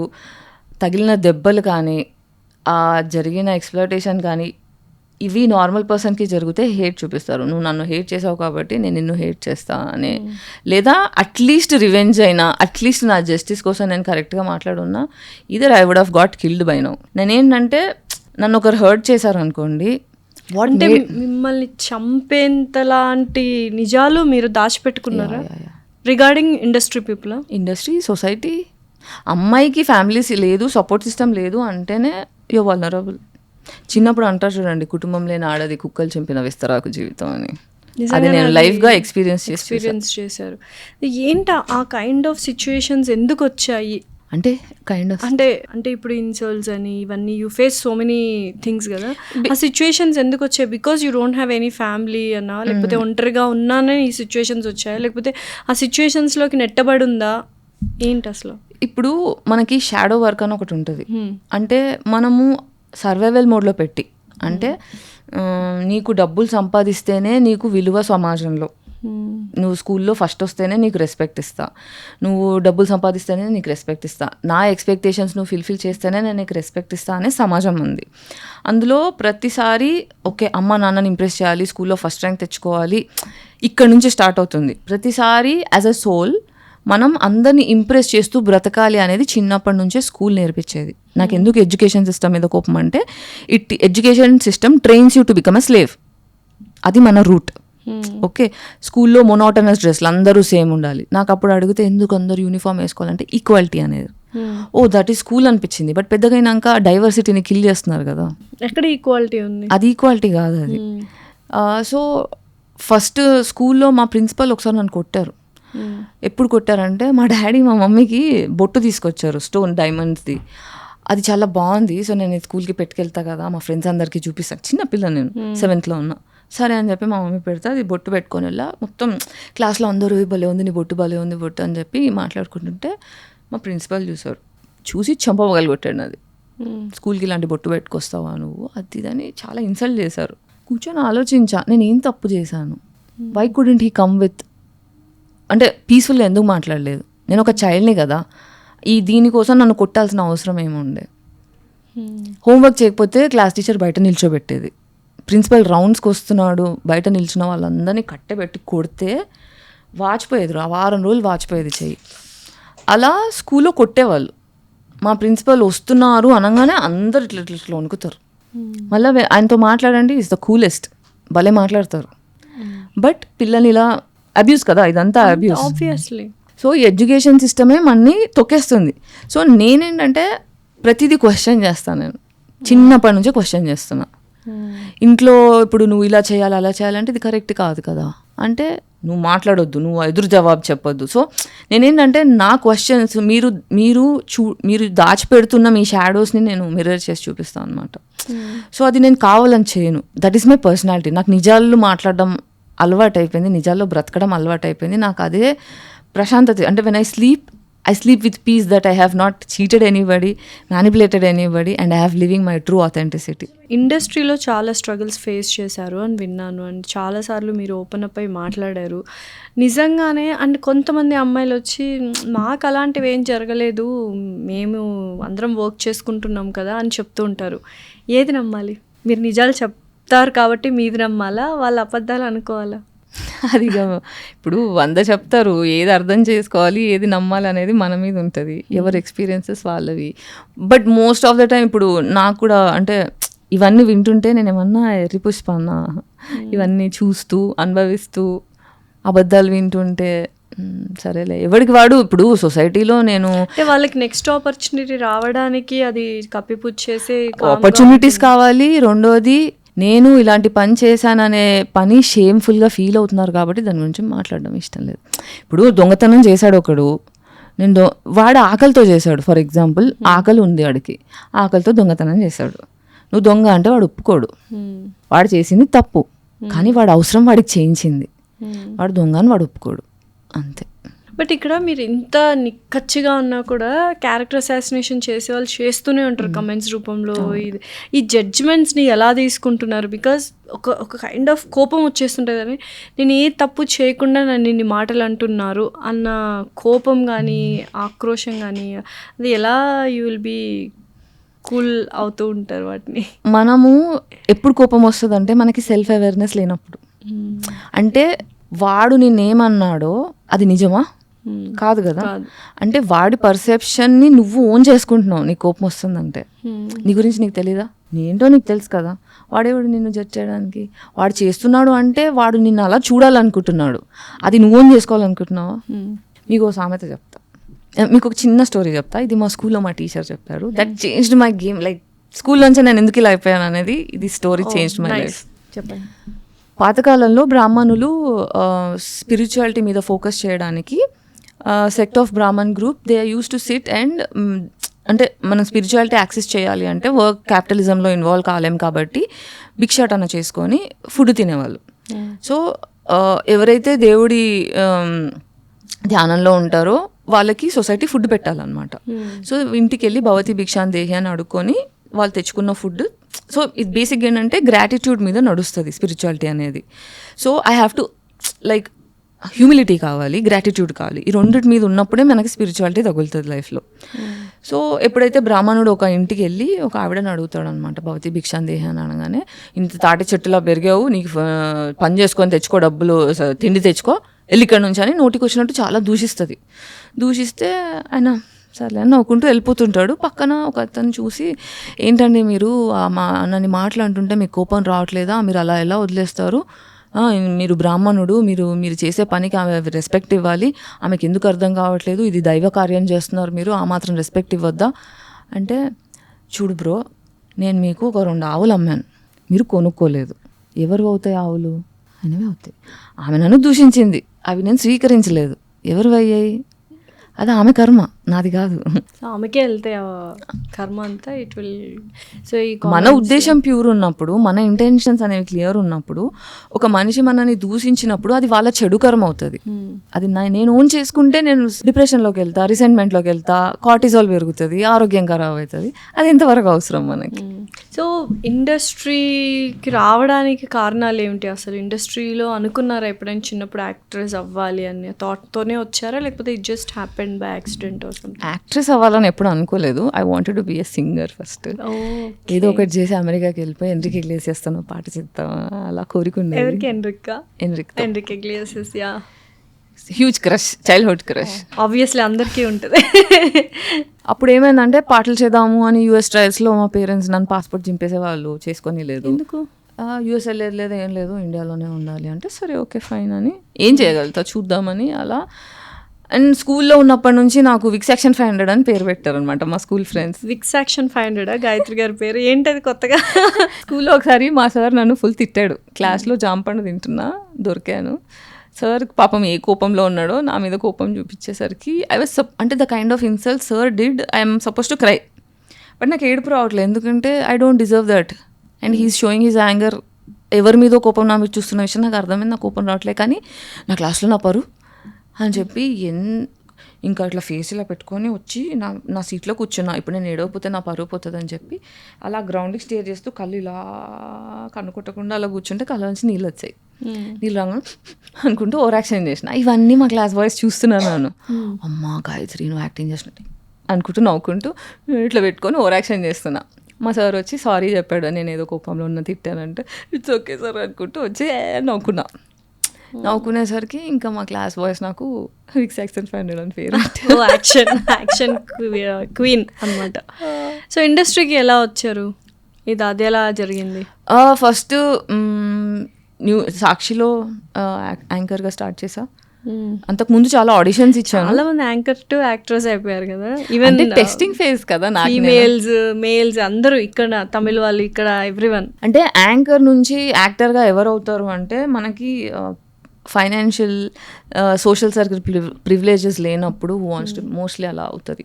ఇప్పుడు నాకు ఫైనాన్షియల్ ప్రివిలేజ్ ఉండే మా ఫాదర్ ఏం టెన్షన్ పడకు తీసుకో ₹1 అన్నాడు అనుకోండి, నేను సినిమా ఫస్టే తీసేసుకుంటుండే. మనం 0 నుంచి స్టార్ట్ కావాలి కాబట్టి ఫస్ట్ సొసైటీని చదవడం రావాలి. సేఫెస్ట్ వేస్ జర్నలిజం. సో మొరాలిటీ క్వశ్చన్ చేసే స్కిల్ కూడా నాకు అక్కడి నుంచి వచ్చింది. ఓకే. సో ఎలా ఉన్నింది? ఏ ఛానల్లో వర్క్ చేశారు? First visa TV. ఇప్పుడు ఆ టీవీ అది ఛానల్ కూడా లేదు, బట్ అందరికీ తెలుసు విసా టీవీ. సో విసా టీవీలో ఏంటి ఆడిషన్ ఇచ్చాను, సరే రా అన్నారు. వెళ్ళిన ఫస్ట్ డే మైక్ ఇచ్చేసి స్కూల్లో షో అన్నారు. I'm not trained, I'm not ready, but okay challenge accepted, I'm all over adventure. పోయినా స్కూల్లో పిల్లలతో అంతా ఇంటర్వ్యూలు చేస్తున్నా. అదంతా అయినాక ఒక ఆవిడ వచ్చింది, వచ్చి నేను మీ షోలు అన్నీ చూస్తాను, మీ జెమినీ టీవీలో మీ షోస్ అన్నీ చూస్తాను, నేను మీకు పెద్ద ఫ్యాన్ అంది ఫస్ట్ షోకి. లాల్ అసలు ఏంటిది అంటే ఫ్యాన్ అని చెప్పి వచ్చేవాళ్ళు మిమ్మల్ని ఎంత గుర్తుపడతారు? జస్ట్ బికాజ్ యూఆర్ బ్యూటిఫుల్లా, just because you're talking, why people want you అంటే అన్ని పర్సెప్షన్స్ అర్థం అవుతుంటాయి. చెప్పారా నాకు ఇదే ఫస్ట్ షో అని? చెప్పలే. షీ ఫీల్స్ బ్యాడ్ అని. ఓకే, అప్పుడు అబద్ధం చెప్పినట్టేగా, మీరు అబద్ధం చెప్పనన్నారుగా. అంటే నేను అబద్ధం చెప్పనని అనట్లేదు, ఐ డోంట్ కేర్. లైక్ ఇప్పుడు అది చాలా ఇంపార్టెంట్ నాకు, ఆమెకు ప్రూవ్ చేసుకోవాల్సిన అవసరం నాకు లేదు కదా. ఓకే, అండ్ తనకి ఇది జీవితం మార్చేస్తుంది అబద్ధంతో, అలా ఏం లేదు కాబట్టి ఇట్స్ లైక్ ఐ మీన్ నేను అబద్ధాలు ఆడతాను కానీ white lies, I do white lies to save my peace. ఇప్పుడు స్టూపిడ్ పర్సన్ ఉన్నాడు అనుకోండి నా ముందర, 2 into 2 5 అని వాదిస్తుంటే ఎస్ యూర్ రైట్ అంటాను, రైట్ అంతే, దట్స్ ఇట్. ఓకే, అయితే ఇండస్ట్రీలోకి అదే యాంకర్గా వచ్చారు. నెక్స్ట్ ఈ ఛాన్స్ ఎలా వచ్చింది? ఫిదాలో ఆడిషన్స్ ఇవ్వడం స్టార్ట్ చేసా. బట్ ఫిదాలో ఛాన్స్ ఎలా వచ్చిందంటే Anish Kuruvilla made documentary called confessions of a film maker. That really caught my I. నేను యూట్యూబ్లో ట్రైలర్ చూసిన, హే ఇదేదో నాలాగా ఆలోచించే మనిషి ఉన్నారే అని చెప్పి యూట్యూబ్లో ఫుల్ వీడియో చూద్దామంటే దొరకట్లే. ఓ షెట్ అని చెప్పి యాక్చువల్లీ 2 days వెతికా, నేను ఎక్కడా దొరకలేదు నాకు అసలు. అబ్బా అనుకొని బాధపడ్డా. బట్ సడన్గా ఫేస్బుక్లో ఇన్వైట్ చూసా, స్క్రీనింగ్ ఆఫ్ ద డాక్యుమెంటరీ అనగానే ఎస్ అని చెప్పి పరిగెత్తుకుంటూ వెళ్ళి చూసా, చాలా నచ్చింది. That is the first time I spoke to Anish Kuruvilla garu. వెళ్ళి oh this is an amazing one, నేను I've been waiting last 2 years నుంచి వెయిట్ చేస్తున్నా చూద్దామని. Thank you so much for ఇట్లాంటి ప్రాజెక్ట్ ఒకటి చేయడానికి థ్యాంక్స్. ఎందుకంటే I'm the only one who is thinking like this అన్న ఫీలింగ్లో ఉన్న. నాకు సొసైటీ అలాగే రిఫ్లెక్షన్ ఇస్తుంది. నీకే ఎందుకు ఇలా అవుతుంది, నీతోనే ఎందుకు ఇలా అవుతావు, నువ్వెందుకు ఇలా మాట్లాడుతావు, వేరే వాళ్ళకి ఎవరికి కష్టాలు లేవు, నీ ఒక్కదానికి రేపు అటాక్లు అవుతున్నా, ఈ వంకర మాటలు విని విని అలసిపోయి నన్ను నేను క్వశ్చన్ చేసుకునే సిచ్యువేషన్లో ఉన్నా నేను. అప్పుడు నాకే అవుతుందా, నాదే తప్ప, నేనే తప్పు కదా, అలాంటి ఫీలింగ్లో ఉన్నా నేను. బట్ అది చూసిన తర్వాత I'm not alone. I got validation for my existence. అందరూ అనుకుంటారు ఆర్జీవి గారితో వచ్చింది నాకు వ్యాలిడేషన్, అనీష్ కురువిల్లా గారితో వచ్చింది. సో అట్లా నాకు మలయాళం ఇండస్ట్రీ అంటే అనీష్ కురువిల్లా గారు ఇస్ మలయాళీ. సో అక్కడ నుంచి నాకు మలయాళీ ఇండస్ట్రీ నుంచి అసలు మలయాళీస్ ఏంటి, మన తెలుగు ఏంటి, కేరళ ఏంటి, అన్నీ నాకు కొంచెం అంటే క్వశ్చనింగ్ ఎక్కువ. కాబట్టి హౌ ఈజ్ ఫిల్మ్ ఇండస్ట్రీ పొలిటికల్గా ఇది ఎంత ఎఫెక్ట్ అవుతుంది, socially how should we're be responsible, what is affecting us, అంటే మన ఎగ్జిస్టెన్స్ ఆఫ్ పర్పస్ ఆఫ్ ఎగ్జిస్టెన్స్కి వాల్యూ ఎంత ఇవ్వాలి, ఎలాంటి వాళ్ళతో చూస్ చేసుకోవాలనేది నాకు అక్కడ హీ ఇన్స్పైర్డ్ అ లాట్ అని. ఎవరికైనా ఒక సినిమాలో కొత్త వాళ్ళు అందరూ ఉన్నప్పుడు ఆ సినిమా చాలా హిట్ అయిపోతే అందరికీ మంచి మంచి ఛాన్సెస్ ఆఫర్స్ వస్తుంటాయి. మీకు ఫిదా తర్వాత అలా వచ్చాయా కంటిన్యూస్గా? చాలా వచ్చాయి. మరి చేశారా? ఇప్పుడు ఫిదా తర్వాత నాకు సినిమా ఛాన్సులు వచ్చాయి. ఒకవేళ నా ఇంటర్వ్యూ వల్ల సినిమా ఛాన్సులు పోయాయి. బేసిక్గా ఏంటి, నా ఇంటర్వ్యూలో అన్నీ వచ్చినాయి, చేతికి వచ్చినట్టు వచ్చి వెళ్ళిపోయాయి. ఈ అమ్మాయి వద్దు, మనకి వద్దు. ఇప్పుడు నా నిజాన్ని నన్నుగా యాక్సెప్ట్ చెయ్యని ఒక ప్రాజెక్ట్ నన్నుగా యాక్సెప్ట్ చేయలేదనుకోండి, I have to be a people pleaser in that project. ఇప్పుడు ఫిదాలో ఏంటి, మొత్తం అందరితో నాకు ఫ్యామిలీలా ఫీల్ అయ్యాను నేను. అనీష్ గారు కానీ, శేఖర్ గారు కానీ, the whole direction team, writing team, they are all sweethearts. I feel home. నేను ఈ రోజుకి వెళ్ళినా కూడా నాకు చాలా ఇంటికి వెళ్ళినా ఇది నా ఇల్లు అన్న ఫీలింగ్ వస్తుంది. సో ఆ ఫీలింగ్ వస్తుంది. ఇప్పుడు వేరే ప్రాజెక్ట్స్, ఇప్పుడు ఫర్ ఎగ్జాంపుల్ కొబ్బరిమట్ట సినిమా ఉంది. ఆ సినిమా అయిపోయేంత వరకు ఎప్పుడైపోతుంది రా బాబు, ఇది డ్రామా నా వల్ల అవ్వట్లేదు అన్నంత ఎక్స్ట్రాడినరీ డ్రామా ఎక్స్పీరియన్స్ చేశాను నేను. ఓకే, నా రెస్పెక్ట్ ఉండదు, బేసిక్గా ఆడోళ్ళకి రెస్పెక్ట్ లేదు, ఎక్స్ప్లాయిటేషన్, చాలా variety of exploitation, level deep rooted exploitation ఎలా ఉంటుందో టేస్ట్ చేశాను నేను. అంతకుముందు ఉన్న ఎక్స్పీరియన్స్. ఎలాగా డీప్ రూటెడ్ ఎక్స్ప్లాయిటేషన్ అంటే can you give any example? బేసిక్గా ఉమెన్ ఎగ్జిస్టెన్స్ని సెక్షువలైజ్ చేయడం తప్ప రెస్పెక్ట్ ఏం లేదు. మీరు సినిమా చూడండి, మొత్తం బూతులే ఉంటాయి. మరి ఎందుకు చేసావు నువ్వు బూతులు అంటే, నేను క్రింజ్ కామెడీ ఎంజాయ్ చేస్తా, ఒక level of cringe comedy enjoy చేస్తా. హృదయకాలయం చూసి ఫుల్ నవ్వుకున్నా, ఇది కూడా అలాగే ఉంటుంది అనుకున్నా. మాకు సెట్కి వెళ్ళేదాకా డైలాగ్ అంటే బేసిక్ లైన్ చెప్పారు కానీ డైలాగ్ వర్షన్ అవన్నీ సినిమాకి ముందు ఇవ్వలేదు. సెట్లో అప్పటికప్పుడు ఇచ్చారు డైలాగ్స్. కొన్నిసార్లు అయితే ఎందుకు చేస్తున్నాను ఇది అని క్వశ్చన్ చేసుకునే పరిస్థితి. మీరు చూడండి కొబ్బరిమట్ట సినిమాలో మానేశారు కదా మధ్యలో. నేను మానేలే, నన్ను తీసేశారు. క్యారెక్టర్ అబ్రప్ట్ గా సీరియల్స్ లో లాగా నచ్చకపోతే మొత్తం మార్చేసినట్టే సినిమాలో ఎలా మార్చారో అర్థం కాలేదు. మళ్ళీ బయట రూమర్స్ అండ్ స్ప్రెడ్ చేశారు ఇండస్ట్రీలో, ఈ అమ్మాయికి సీరియస్నెస్ లేదు, డేట్స్ చెప్పిన టైంకి రావట్లేదు, అమ్మాయి వల్ల ఇట్లా పాడైపోయిందని. మీరు వెళ్ళి లోపల ఎంక్వైరీ చేయండి. నోబడి అంటే వాళ్ళతో వర్క్ చేసిన వాళ్ళు ఎవరు పాజిటివ్ మైండ్ సెట్తో ఎండ్ అవ్వదు. ఎండ్ అవ్వలేదు. ఓకే, బట్ కొబ్బరిమట్ట ఫుల్ ఒక నెక్స్ట్ లెవెల్ సంపు అయిందా సంపూర్ణేష్. అండ్ ఆల్సో అది ఆథెంటిక్ రైటింగ్. గుడ్ పర్సన్ కదా సంపూర్ణేష్ బాబు గారు. Is a good person. Sampu is innocent, he's sweet. ఇప్పుడు హీస్ వల్నరబుల్ అక్కడ, more than anything is vulnerable. అంతే, హీ కాంట్ డూ ఇట్, అంటే హెల్ప్లెస్ సిచ్యువేషన్ అనమాట. ఎవరు ఎక్స్ప్లోర్ చేయడానికి చూసారు, అంటే డైరెక్షన్ టీమా ఇట్లానా, లైక్ ఎవ్రీ వన్ దేర్? ఇంతకన్నా ప్రస్తుతానికి నేనేం మాట్లాడలేను. When time comes I will talk. So you have things. Yes. Okay, so next Siddhu గురించి మాట్లాడదాం. ఐ నో మీకు కొంచెం ఎమోషనల్గా ఇది అవుతుంది, ఎందుకంటే I want to change the topic. ఏంటి అసలు, అంటే చాలామంది ఎవరైనా చనిపోతే ఇంట్లో కాశీలోనే చనిపోవాలో లేకపోతే అస్థికలు కాశీలో కలపాలి అనుకుంటారు. సో మీరు సిద్ధుని, అంటే ఒక కుక్కపిల్ల అనొచ్చా, కుక్కపిల్ల అస్థికల్ని తీసుకెళ్ళి కాశీలో కలిపారు. ఎందుకు అంత emotional attachment with your puppy? అంటే లైఫ్లో ఇప్పుడు 40 వచ్చి నేను సింగిల్గా అలోన్గా బ్రతుకుతున్నా. ఓకే, ఇంత జీవితంలో నేను వీళ్ళ దగ్గర సేఫ్గా ఉండగలుగుతా అనే ప్రామిస్ మాటలతో కాకుండా చేతల్లో చూసింది నేను నా సిద్ధు దగ్గర. వాడు నా ఎగ్జిస్టెన్స్ని రెస్పెక్ట్ చేశాడు, వాడు కన్సెంట్ రెస్పెక్ట్ చేశాడు, బౌండరీస్ రెస్పెక్ట్ చేశాడు. ఇప్పుడు మా ఇంటికి ఎవరన్నా కుక్కలు అంటే భయం ఉన్న వాళ్ళ ఇంటికి వస్తే వాళ్ళు బయటికి వెళ్ళేటప్పుడు సిద్ధుని పట్టుకొని పిసికేసి thank you, I love you చెప్పి వెళ్తారు. దట్ అంటే వాడు is in a dog form. వాడు షేప్ చూడటానికి కుక్కలా కనిపిస్తాడు, కానీ వాడు మనుషుల కంటే చాలా తెలివైనాడు. వాడు ఉన్నాడు కాబట్టి నేను అమ్మతనం ఎక్స్పీరియన్స్ చేసా, ఒక మేల్ సేఫ్టీనెస్ ఎక్స్పీరియన్స్ చేసా, నాకు ఒకరు ఉన్నారు అన్న ఫీలింగ్, నేను లోన్లీ లేను అన్న feeling. Sorry, I know it's hurtful, I miss it. ఏమైంది like all of a sudden? అంటే లాస్ట్ 1 year కింద వాడికి, అంటే ఐమ్ ట్రై అండ్ అర్థం చేసుకోవడానికి ట్రై చేసా. అంటే 1 weekలో క్యాన్సర్ అని చెప్పాడు డాక్టర్, 1 weekలో క్యాన్సర్ అని చెప్పిన 15 daysలో చనిపోయాడు. ఇంత తొందరగా క్యాన్సర్ ఎలా వచ్చింది నాకు అర్థం కాలేదు. But what I realized is 1 year ago వాడికి టిక్ ఫీవర్ వచ్చినుండే. Tick fever became so big deal అయిపోయింది. దాని తర్వాత ఆ టిక్ ఫీవర్ రికవరీ 1 month పట్టింది. ఎవ్రీడే ఇంజెక్షన్స్, సెలైన్స్, చాలా ట్రామటైజ్ అయిపోయాడు. ఇద్దరం ట్రామటైజ్ అయిపోయాడు. సో దాని ఓవర్ మెడికేషన్ వల్ల అయిందని నా ఫీలింగ్. ఓకే, సో ఇప్పుడు ఎలా ఉంది వితౌట్ హిమ్ లైఫ్ ఎలా ఉంది? అంటే it's like feeling lonely, move on definitely. అంటే నా లైఫ్లో నేను ఒకరిని ప్రేమించిన మనిషి చావుతో దూరం అవడం ఇది first time. He's my son, he's my father, he's my mentor, he's my spiritual Guru. So ఇప్పుడు సిద్ధుని చూశారు, లవ్ ఎలా ఉంటుంది, ఒక కంపానియన్ ఉంటే ఎంత బాగుంటుంది, అలాగ ఒక మనిషి రూపంలో ఒక పర్సన్ కావాలి. Because you told it's like 40+, ఒక కంపానియన్షిప్ కావాలి అన్న థాట్ ప్రాసెస్ ఎప్పుడు రాలేదా ఆఫ్టర్ సిద్ధు? లేదు, సిద్ధు వెళ్ళిపోయిన తర్వాత నాకు యాక్చువల్గా సిద్ధు లాంటి మనిషి వస్తే ఓకే. అంటే హీ డజంట్ బాదర్ మీ, అవసరాలకి తప్ప. అంటే ఇప్పుడు బయట వాడికి షిట్ వచ్చింది అనుకో, వాకింగ్ తీసుకెళ్ళని ఫోర్స్ చేస్తాడు. ఆకలి అయితే కూడా జస్ట్ ఇలా చూస్తాడు, ఎదురుగా కూర్చొని నేనున్నా, కనిపిస్తున్నానా, నీ మూడు ఉంటే పెట్టు లేకపోతే లేదు, బట్ నాకు ఆకలి అవుతుందని చెప్తాడు. కానీ నన్ను ఆరవాడు, మొరగడు, ఏం చేయడు. ఓన్లీ ఈవినింగ్ వాక్కి, మార్నింగ్ వాక్కి సతాయిస్తాడు, which is good for me also. So నన్ను ఎలివేట్ చేయగలిగే ఎనర్జీ ఉండి, నన్ను పరిగెత్తించగలిగి డిసిప్లిన్లోకి తోసే వాళ్ళు ఉంటే ఐమ్ ఫైన్. లేదు అంటే I have made solitude is so powerful అండి.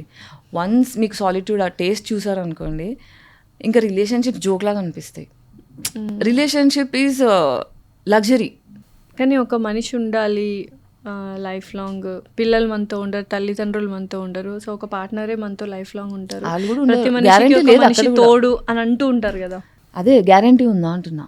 ఇప్పుడు మనము ఎప్పుడైతే మన సమాజము నీకు ఎంత వస్తుంది, నువ్వు ఎంత అందంగా ఉన్నావు, ఈ బేసిస్ మీద అయినప్పుడు మనకి తోడు అవన్నీ మాట్లాడకూడదు. నువ్వు కమర్షియల్ ఎలిమెంట్స్ పెట్టి తోడు గురించి బూత్ అయిపోతుంది. సో అయితే మీరు ఎప్పుడు ప్రేమించలేదా ఎవరిని? బికాజ్ ఏజ్, టీనేజ్ కానీ కాలేజ్ టైంలో కానీ బ్రేకప్స్ నాకు. End of the day what kind of love or you having in life? ఒకరు ఇద్దరు రకాలని చెప్పే మనుషులు, గివర్స్, టేకర్స్. టేకర్స్ ఎప్పుడు అడుగుతూ ఉంటారు కావాలి, వాళ్ళకి ఎంత ఇచ్చినా సరిపోదు. They still want. వాళ్ళకి గివింగ్ రాదు. గివింగ్ అంటే తెలియదు, ఎందుకంటే వాళ్ళకి ఓన్లీ తీసుకోవడం తెలుసు. సో ఎప్పుడైతే టేకర్స్కి ఏంటంటే నువ్వు ఇవ్వలేదనుకో, they will start hating you. అదే గివర్స్ అనుకోండి అన్కండిషనల్గా ఇస్తూ ఉంటారు, వాళ్ళకి అడగడం రాదు. బట్ ఏదో ఒక రోజు గ్లాస్ ఆఫ్ వాటర్లో ఎంటీ అయిపోతుంది, అందుకే బ్రేకప్స్ అయిపోతాయి. సో గివర్స్ ఎప్పుడు గివర్స్ని డేట్ చేయాలంట నేను. అండ్ గివర్స్కి ఇంకో గివర్ని గుర్తుపట్టేంత షార్ప్నెస్ పెంచుకోవాలి. ఎప్పుడు ఒక రైట్ పర్సన్ రాంగ్ పర్సన్ని చూస్ చేసుకుంటారు, అది నిజమేనా? రైట్ పర్సన్ని చూస్ చేసుకుంటారు. రైట్ పర్సన్ రాంగ్ పర్సన్ని చూస్ చేసుకోరు, రాంగ్ పర్సన్ రైట్ పర్సన్ని చూస్ చేసుకుంటాడు. రైట్ పర్సన్కి ఎంపతి ఉంటుంది. ఇప్పుడు మిర్రర్ న్యూరాన్స్ గురించి తెలుసా మీకు? మనం ఒక సొసైటీలో బిలాంగ్ కావాలి అంటే మనందరికి ఒక కామన్ ట్రేట్స్ ఉండాలి. అందరం బట్టలు వేసుకుంటున్నాం, అందరం తెలుగు మాట్లాడుతున్నాం, అందరం తెలంగాణ ఫుడ్ తింటున్నాం, ఇలా ఒక కామన్ ట్రేట్స్ ఉండాలి. If I want be friends with you, hey you think like me, hey నువ్వు నేను ఆలోచించేది ఒకటే సిమిలర్ కదా అనే ఒక వైబ్ కావాలి. సో ఈ చెడ్డోళ్ళు ఏం చేస్తారంటే మంచోళ్ళు వాళ్ళకి మెంటలీ ఫుడ్, అంటే నా ఈగో నా ఇన్సెక్యూరిటీని సాటిస్ఫై చేయాలంటే నా పక్కన మంచోడు ఉండాలి, ఆ మంచోడితో నేను రిలేషన్షిప్లో ఉన్నాను అనుకోండి నేను మంచిదాన్ని. ఓకే, సో అట్లా చెడ్డోళ్ళు మంచోళ్ళని పట్టుకుంటారు. అండ్ చెడ్డోళ్ళు ఏం ఇప్పుడు పచ్చకామర్లు నోడికి లోకమంతా పచ్చగా అంటాము, మిర్రర్ న్యూరాన్స్, ఈ కాన్సెప్ట్ రెండు మీరు చేస్తే మంచోడు ఎప్పుడు నేను మంచోడిని కాబట్టి ప్రపంచం అంతా మంచిది అనుకుంటాడు. చెడ్డోడు ఎప్పుడు ఏం ఆలోచిస్తాడు, నేను చెడ్డోని కాబట్టి ప్రపంచం అంతా చెడ్డదే, అందరూ మ్యానిపులేట్ చేస్తూ బ్రతుకుతారు, we have to be nice to each other కాబట్టి ఎవ్రీబడి ఈజ్ యాక్టింగ్ అనుకుంటాడు. సో అట్లేంటి చెడ్డోడు మంచోడులా యాక్టింగ్ చేస్తాడు, మంచోడు కాబట్టి వీడు మంచోడు యాక్టింగ్ పట్టించుకోడు, చెడ్డోడు యాక్టింగ్ పట్టించుకోడు, వీడు అలాగే మంచోడు అని ఎరిపు అవుతూ ఉంటాడు. బట్ బ్రేకింగ్ పాయింట్ వస్తుంది, అంటే ఒకసారి 2 సార్లు 3 సార్లు ఒక పాయింట్ తర్వాత బ్రేకింగ్ అయిన తర్వాత ఎంపత్ విల్ బికమ్ డార్క్ ఎంపత్. అప్పుడు చెడ్డోడు కూడా తట్టుకోలేడు వాడిని. ఒక్కసారి ఎప్పుడైతే మంచోడు ఎంపవర్ అవుతాడు కదా అప్పుడు గేమ్ మారుతుంది. సో బ్రేకప్స్ రీజన్స్ ఏముంటాయి? ఇప్పుడు ఎన్నో బ్రేకప్స్ చూస్తున్నాము, మీకు కూడా చాలా బ్రేకప్స్ అయ్యాయి అంటున్నారు. రీజన్స్ ఏముండొచ్చు? ఇట్స్ ఈగో క్లాషెస్, లేకపోతే ఎక్స్పెక్టేషన్స్. ఇప్పుడు ప్రేమ అనేది సింపుల్ లా మీద నడుస్తుంది, అన్కండిషనల్. నేను మిమ్మల్ని దగ్గర నుంచి ఏం ఎక్స్పెక్ట్ చేయకుండా ఎప్పుడైతే మీకు అన్కండిషనల్గా ప్రేమ ఇచ్చానో ఈరోజు కాకపోతే రేపు నాకు అన్కండిషనల్ లవ్ వస్తుంది. నీ ఎక్స్పెక్టేషన్స్ ప్రకారం నేను బ్రతకాలి, నా ఎక్స్పెక్టేషన్స్ ప్రకారం నువ్వు ఫుల్ఫిల్ చేయాలని నేను మొండి కూర్చున్నాను అనుకోండి, బ్రేకప్ అవుతుంది. It will lead to breakup definitely. So only givers will find true love. So ఇప్పుడు ఎవరు వద్దా లైఫ్లో ఒక మంచోడు మీ లైఫ్లోకి వచ్చి? వద్దని నేను అనట్లేదు, ఐఎమ్ నాట్ లేకున్నా బ్రతకగలుగుతా. I'm happy either way.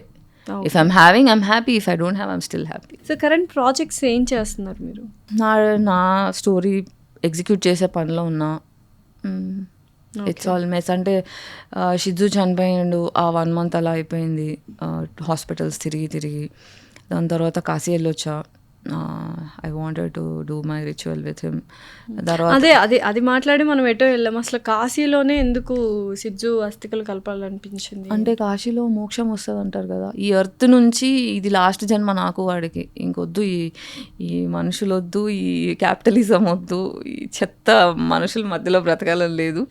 అంటే స్పిరిచువాలిటీ అర్థమైన తర్వాత ఈ భూమి నుంచి అంటే మోక్షం కావాలంటే డిటాచ్మెంట్ కావాలి, ఈ ఎర్త్ నుంచి డిటాచ్మెంట్ కావాలి. So I gave up on, అంటే వాడికి కూడా డిటాచ్మెంట్ మీద పూజలు చేసుకున్నా. అక్కడ గంగలో కలిపేసి ఐ టోల్డ్ శివ, గంగా వాడి కేర్ తీసుకోండి, I'm not there with him అని ఇంకొచ్చేసిన. మళ్ళీ మా యూఎస్ నుంచి చెల్లి వచ్చింది, ఇప్పుడు 1 month అని ఉంది, సో తనతో స్పెండ్ చేసా. ఇప్పుడు మళ్ళీ I have to resume. So family affections ఎలా ఉన్నాయి ఏంటి? All okay so far? చిన్న చెల్లి అంతే. ఎందుకు అందరితో డిటాచ్ అయిపోయారు ఫ్యామిలీ మెంబర్స్ బ్లడ్ రిలేషన్తో? ఎందుకంటే ఎంత గొడవ పడినా మళ్ళీ మన బ్లడ్ రిలేషన్ మళ్ళీ కలిసిపోతాము అన్న థాట్ ప్రాసెస్ చాలా ఇంకా చచ్చిపోలేదు కదా, చచ్చిపోయే ముందు అవుతుందేమో తెలియదు నాకు. ప్రస్తుతానికి చిన్న చెల్లి చాలా అనిపిస్తుంది. బట్ చిన్న చెల్లి అందరితో కలిసి ఉంటుంది, తను అందరూ కావాలి అని ఆరాటపడుతుంది. నాకు ఏమో నేను డిటాచ్మెంట్లోకి వచ్చేసా కదా, నాకు ఫరక్ పడదు ఇంకేమి. నువ్వు నాతో మంచి, ఇప్పుడు మా చిన్న చెల్లి అయినా సరే నన్ను ఒక మనిషిగా రెస్పెక్ట్ ఇస్తే నేను నీకు రెస్పెక్ట్ ఇస్తా అనే పద్ధతిలోనే ఉన్నా. కానీ షీ స్వీట్ కాబట్టి I'm sweet to her. I don't have expectations. నేను అన్కండిషనల్ లవ్ ఎప్పుడు ఇవ్వగలుగుతా అంటే డిటాచ్మెంట్లోనే ఇవ్వగలుగుతా. ఓకే, అటాచ్మెంట్ పెట్టుకుంటే కండిషన్స్ వచ్చేస్తాయి. మీరు ఎప్పుడైనా అన్నీ వదిలేసి వెళ్ళిపోవాలి హిమాలయాస్కి అంటే అన్నీ వదిలేయాలంటే హిమాలయాస్లోకి వెళ్ళిపోవాలా? హిమాలయస్ అని కదా, అదొక వే అని చెప్తారు కదా. సో ఈ ఏమంటారు వర్క్ ఇదంతా వదిలేసి I want to be spiritual, I want to go any ఆశ్రమం అలా అనిపించిందా? స్పిరిచువల్ అంటే అన్నీ వదిలేయడం ఒకటే కాదు, వార్ కూడా స్పిరిచువల్లే, ధర్మయుద్ధం కూడా స్పిరిచువల్లే. I want to participate in the war. మీతో పాటు ధర్మయుద్ధంలో ఎంతమంది వస్తున్నారు? ఇప్పటికి ఎంతమంది చేయూతనిచ్చారు? గత 10 సంవత్సరాలుగా నేను చేస్తుంది ధర్మయుద్ధమే. ఎంతమంది హెల్పింగ్ హ్యాండ్స్ ఉన్నాయి మీకు? నేను ఉన్నాను అని, అబ్బాయి అయినా అమ్మాయి అయినా? మాకు ఎవరు లేరు. ఒక్కరే, అది ఇట్ ఇస్ ఇంపాసిబుల్ కదా. ఈ సిస్టమ్ని మార్చాలంటే ఒక్కరితో అవ్వదు కదా. ఇప్పుడు డామినో ఎఫెక్ట్ తెలుసా మీకు? ఒక్కటి మూవ్ చేస్తే అన్నీ మూవ్ అవుతాయి. 10 years నుంచి నేను మాట్లాడుతున్న దానికి ఎఫెక్ట్ ఏం లేదనుకుంటున్నారా మీరు? మీరు మాట్లాడినందుకే ఇన్ని చేంజెస్ వచ్చాయి. నేను మాట్లాడడం వల్లే ఇన్ని చేంజెస్ రాకపోవచ్చు, కానీ నేను మాట్లాడిన దాని వల్ల చాలా చేంజెస్ వచ్చాయి. వచ్చుండొచ్చు. ఏమొచ్చాయని మీరు అనుకుంటున్నారు? ఇప్పుడు నాకు 10 questions ఉన్నాయి. ఇప్పుడు ఫర్ ఎగ్జాంపుల్ నేను చెప్పాను అనీష్ కురివిల్లా గారిది వీడియో చూసాక నాకు వ్యాలిడేషన్ దొరికింది. నాది ఐ డ్రీమ్లోనే నా ఫస్ట్ ఇంటర్వ్యూ అయింది ఫిదా తర్వాత. ఆ ఇంటర్వ్యూ వరకు కూడా నేను ఎప్పుడు ఇంట్యూజన్ మొరాలిటీ అని కొట్టుకునే మనిషిని, నేను ఒక్కదాన్నే తేడాగా ఉన్నా, నాకే అన్నీ జరుగుతున్నాయి, నేనే తప్పు అని అందరూ నా మీద ప్రొజెక్ట్ చేస్తున్నారు. అది నిజమని నమ్మా, కానీ నేను మారలేనుగా. This is my identity. నేను ఎందుకు గాయత్రి అయ్యాను అంటే నేను ఇలా ఇప్పుడు మీరు ఉన్నారు, మీతో మాట్లాడిన తర్వాత నేను మీ గురించి ఫీల్ ఎమోషన్ని తీసుకెళ్తాను ఇంటికి. మీ మొహం గుర్తుపెట్టుకోను, how did you make me feel అనేది తీసుకెళ్తాను. సో ఆ feeling is important for me. నేను మారలేను. This is how I am. So interview changed a lot for me. అంటే అది పాజిటివ్గా అయిందా నెగటివ్గా? నాకు స్పిరిచువల్ ఎవల్యూషన్ అయింది ఆ ఇంటర్వ్యూ. ఇప్పుడు జనాలు ఏమనుకుంటున్నారు, నేను ఫేమస్ అయినానా, నేను ఒక సెలబ్రిటీనా? It's not my need. నేను తప్ప, నేను కరెక్టా, నాకు అది కావాలి. నేను మోరల్గా ఉన్నానా లేదా, నేను తప్పు చేస్తున్నానా లేదా, నా అద్దంలో నేను చూసుకున్నప్పుడు నేను రిగ్రెట్ అవ్వట్లేదా, అంతే నాకు ఫరక్ పడేది. సో ఐ డ్రీమ్ ఇంటర్వ్యూ అయిన తర్వాత ఎంతమంది అమ్మాయిలు నాకు, ఇప్పుడు మీరు చూస్తే ఓవర్ నైట్ వైరల్ అయిపోయా. పెద్ద నేనేమి పిఆర్ కోసం కోట్లు ఖర్చు పెట్టుకోలేదు, ఆ సినిమా ప్రమోషన్ కాదు, నిజం చెప్పారు, నా మనసులో ఉన్న మాటలు చెప్పా. అంటే మా ఇంట్లో నీ మాటకి విలువ లేదు, నీ ఎగ్జిస్టెన్స్కి విలువ లేదు, నువ్వు చచ్చిపో అని నాకు 24 గంటలు మా నాన్న కందిరిగలా వాగేవాడు. చచ్చిపో చచ్చిపో చచ్చిపో, నువ్వు చచ్చిపోతా అంటే చెప్పు, సూసైడ్ నోట్ రాసేసుకో, నేను చంపేస్తా, ఇలా మాట్లాడిన ఫ్యామిలీలో. So I was very suicidal as a child. అలాంటి దగ్గర నుంచి I love you, you changed my life, you saved me from my suicidal thoughts అని 100 మెసేజెస్ నేను చూస్తే, you know what kind of feeling that is. చాలు నాకు, I'm heard, I'm seen, and it is changing lot of girls out there. చాలామంది అమ్మాయిల జీవితంలో confidence పోసా నేను. I know. And నా వల్ల ఎఫెక్ట్ అయిన వాళ్ళకి షవర్ అయ్యాయి అనమాట. అప్పుడే కాదండి, 10 years నుంచి నేను ఈ రోజు వరకు చూస్తూనే ఉన్నా. I know what I'm doing. నాకు తెలియలేదు అనుకో, అది వేరే విషయం. నా రిపుల్ ఎఫెక్ట్ ఏంటో నాకు తెలుసు. డెఫినెట్లీ. సో మీలాంటి వాళ్ళు ఇంకా ఒక 10 మంది బయటకు వచ్చి మాట్లాడితే మేబీ ఇండస్ట్రీలో ఆ పర్సంటేజ్ తగ్గొచ్చేమో. తగ్గినా బెటరే కదా, ఒక అమ్మాయి సేవ్ అయినా కూడా. ఇప్పుడు మన జనరేషన్లో, మిలీనియల్ జనరేషన్లో నేను ఒక్కదాన్నే మాట్లాడుతున్నా, లిటరల్గా ఒకదాన్నే. ఇప్పుడు జెన్జీలో చూసారా ఎంతమంది అమ్మాయిలు మాట్లాడుతున్నారు, ఇన్స్టాగ్రామ్ నిండా కూర్చొని కాల్ అవుట్ చేస్తున్నారు. సినిమాల్లో పెద్ద లాంటి సినిమా డైరెక్టర్ కూర్చొని సారీ చెప్పేదాకా. ఇదే నేను ఇంతకు ముందు మాట్లాడుంటే నా నోరు నొక్కేసేవాళ్ళు, అవునా? If my voice is single, I'm suppressed. But if there are 100 people talking about it, తగ్గాల్సిందే. ఆ రిపుల్ ఎఫెక్ట్కి నేను కాంట్రిబ్యూట్ చేయలేదంటారా? డెఫినెట్లీ. మేబీ మీరు ఇచ్చిన ధైర్యం కొంత గొప్ప ఉంటుంది. అబ్సల్యూట్లీ. సో ఏం థ్రెట్స్ రాలేదా మీరు అలా ఎందుకు రాలేదు? Rape threats, death threats, rape attacks కూడా జరిగాయి. చెప్పారు దాని గురించి. అంటే హౌ ఆడిషన్కి వెళ్ళిన, ఆడిషన్స్ వెళ్ళడం వేరు, మాట్లాడడం వల్ల రేప్ అటాక్ జరిగినవి కూడా ఉన్నాయి. ఓకే. ఎవరో ఏదో పెద్ద సీరియల్ కాదు, లైక్ సమ్ యాక్ట్రెస్, పెద్ద యాక్ట్రెస్, నాకు గుర్తులేదు, డిన్నర్కి వెళ్దామా, బయటకు వెళ్ళి లంచ్ చేద్దామా అంటే అది డిన్నర్ కాదు, బయటకు వెళ్ళి లంచ్ చేయడం కాదు అని చెప్తున్నారు. నిజంగానేనా? That's how they approach. బయటకు వెళ్ళి డిన్నర్ చేద్దాము. ఎందుకు ఇలా, లైక్ వరల్డ్ టూర్కి వెళ్దాం, ఒక 1 month ట్రిప్కి రా నాతో. ఇంకా నడుస్తున్నాయి ఇలాంటివన్నీ. What is this? అంటే చాలామంది అమ్మాయిలు ఇచ్చేవాళ్ళు ఉన్నారు కాబట్టి అబ్బాయిలు అలా అడుగుతున్నారు మమ్మల్ని. Market demand. అమ్మాయిలు చాలా మంది అంటుంటారు కదా, మాకెవరు అడగలేదు, మమ్మల్ని ఎవరు అడగలేదు, మేము బాగానే ఉన్నామే, అలా అడిగిన అబద్ధాలు వాళ్ళు చేస్తున్నారు. అలా మాట్లాడే వాళ్ళు పక్కా చేస్తున్నారు. అలా ఎలా చెప్తారు? అలా ఎందుకంటే బికాజ్ నేను చేయట్లేదు అనుకోండి, వాట్ ఐ విల్ డూ. నేను నిజంగా ఇలాంటివి నేను ఎక్స్పీరియన్స్ చేయలేదు. నేనేం చెప్తా, పాపం జరుగుంటుంది వాళ్ళకి, నాకైతే జరగలేదు అని చెప్తా. ఎందుకంటే బెనిఫిట్ ఆఫ్ డౌట్లో మాట్లాడతా. ఇఫ్ ఐమ్ అడమెంట్ అబౌట్ అసలు ఉండదు అంటే అదెలా అంటే that is their resentment talking. Okay, వాళ్ళు చేస్తున్నారు కాబట్టి భుజాలు తడుకుంటారు బేసిక్గా. గుమ్మడికాయ దొంగ అంటే భుజాలు తడుముకుంటారు. సో ఎవరిది రాంగ్ అంటారు? ఇప్పుడు కమిట్మెంట్స్ ఇవన్నీ కాస్టింగ్ కౌచ్లు కమిట్మెంట్స్ ఇండస్ట్రీలో, మన ఇండస్ట్రీలోనే ఎక్కువ ఉన్నాయి, మూవీ ఇండస్ట్రీలోనే ఎక్కువ ఉన్నాయి అంటున్నారు కదా. దేనివల్ల వచ్చిందో ఓకే పక్కన పెట్టేస్తే ఇందులో తప్పేవరిది, అబ్బాయిలదా అమ్మాయిలదా అంటే మీరు ఏం చెప్తారు? ఒకప్పుడు ఫస్ట్ జనరేషన్ ఆఫ్ ఉమెన్ చేశారనుకోండి, నేను ఆడవాళ్ళది తప్పను, మొగోళ్ళదే తప్పు. ఎందుకంటే అమ్మాయిలకి డబ్బులు లేవు, లోవర్ ఫైనాన్షియల్ ఎకనామిక్ సిచ్యువేషన్స్ వచ్చారు కాబట్టి నేను ఏదో ఒకటి చేసి బ్రతకాలి, నేను ఏదో ఒకటి చేసి నా ఫ్యామిలీని పోషించాలి, నేను ఏదో ఒకటి చేసి యాక్టర్ అవ్వాలి, నేను ఇండిపెండెంట్ అవ్వాలి అని వచ్చిన ఫస్ట్ జనరేషన్ వాళ్ళు కమిట్మెంట్లు ఇచ్చారు అనుకోండి, నేను ఆడవాళ్ళది తప్పు తీయను. Second generation still okay, but నేను సెకండ్ జనరేషన్ నుంచి నా కంప్లైంట్ ఏంటంటే, నువ్వు ఎక్స్ప్లాయిట్కి గురయ్యావు, నువ్వు యాక్సెప్ట్ చేసావు, డబ్బులు సంపాదించావు, రిచ్ అయ్యావు, నువ్వు తీసుకెళ్ళి ఆ డబ్బులు ఫారెన్ ట్రిప్స్లో ఎక్స్ట్రాడినరీ ఖర్చులు లైఫ్ స్టైల్లో పెడుతున్నావు. నీకు వచ్చే నెక్స్ట్ జనరేషన్ వాళ్ళని చూస్తున్నారు, వావ్ యాక్ట్రెస్ అయితే ఇంత లగ్జరీ లైఫ్ ఉంటుందా అని మొరాలిటీని నెగోషియేట్ చేసి ఇక్కడికి వచ్చిన తర్వాత రియాలిటీ చెక్కి నువ్వు బలి చేస్తున్నట్టే కదా. నువ్వు being a celebrity, it is a social duty for you. నువ్వు డబ్బులు సంపాదించిన తర్వాత ఎందుకు కాల్ అవుట్ చేయట్లేదు? Where is your responsibility? నాకు మొగోళ్ళ మీద ఎంత కోపం ఉందో, ఆడోళ్ళు పవర్ఫుల్ పొజిషన్స్లో కూర్చొని ఎంతో మార్పు తీసుకురాగలిగే కెపాసిటీ ఉన్నవాళ్ళు సైలెన్స్ ఉంది చూసినరా. నాకు అది చెడ్డోడి తప్పుల కంటే మంచోడి మౌనం చాలా కోపం వస్తుంది నాకు. సో అట్లా when you can do you are not doing now. ఒకప్పుడు నేను మొగోళ్ళని హేట్ చేసా ఈ విషయంలో, కాస్టింగ్ కౌచ్ విషయంలో, but now I'm angry with women. Voice of women అని చెప్పి ఒక group of women who can make changes, who don't give a shit. అన్నీ వాళ్ళకి ఏంటంటే కంఫర్ట్ జోన్ దాటి ఎక్కువ ఇబ్బంది పెట్టి నిజాలు, వాళ్ళ ఇంటర్సెక్షనల్ ఫెమినిజం కనిపించట్లేదు నాకు అక్కడ. ఇప్పుడు ఒక అప్పర్ క్యాస్ట్ రిచ్ యాక్ట్రెస్కి ప్రాబ్లం వస్తే పట్టించుకుంటారు, కానీ నా ప్రాబ్లం నా ప్రాబ్లం నెపో కిడ్స్ దాకా అడగరు.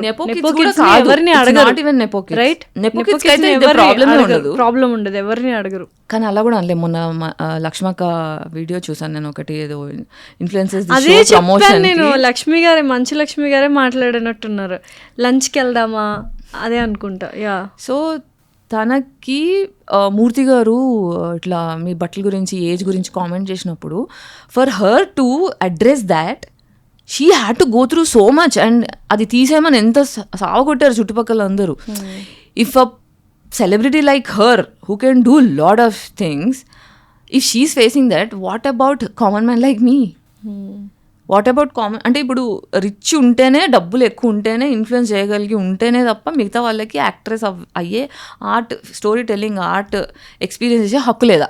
అయితే ఇప్పుడు బ్యాక్గ్రౌండ్ లేని వాళ్ళు ఎవరైనా యాక్ట్రెస్ అమ్మాయిలు ఎస్పెషల్ ఇండస్ట్రీకి రావాలంటే definitely they have to go through commitment or casting couch.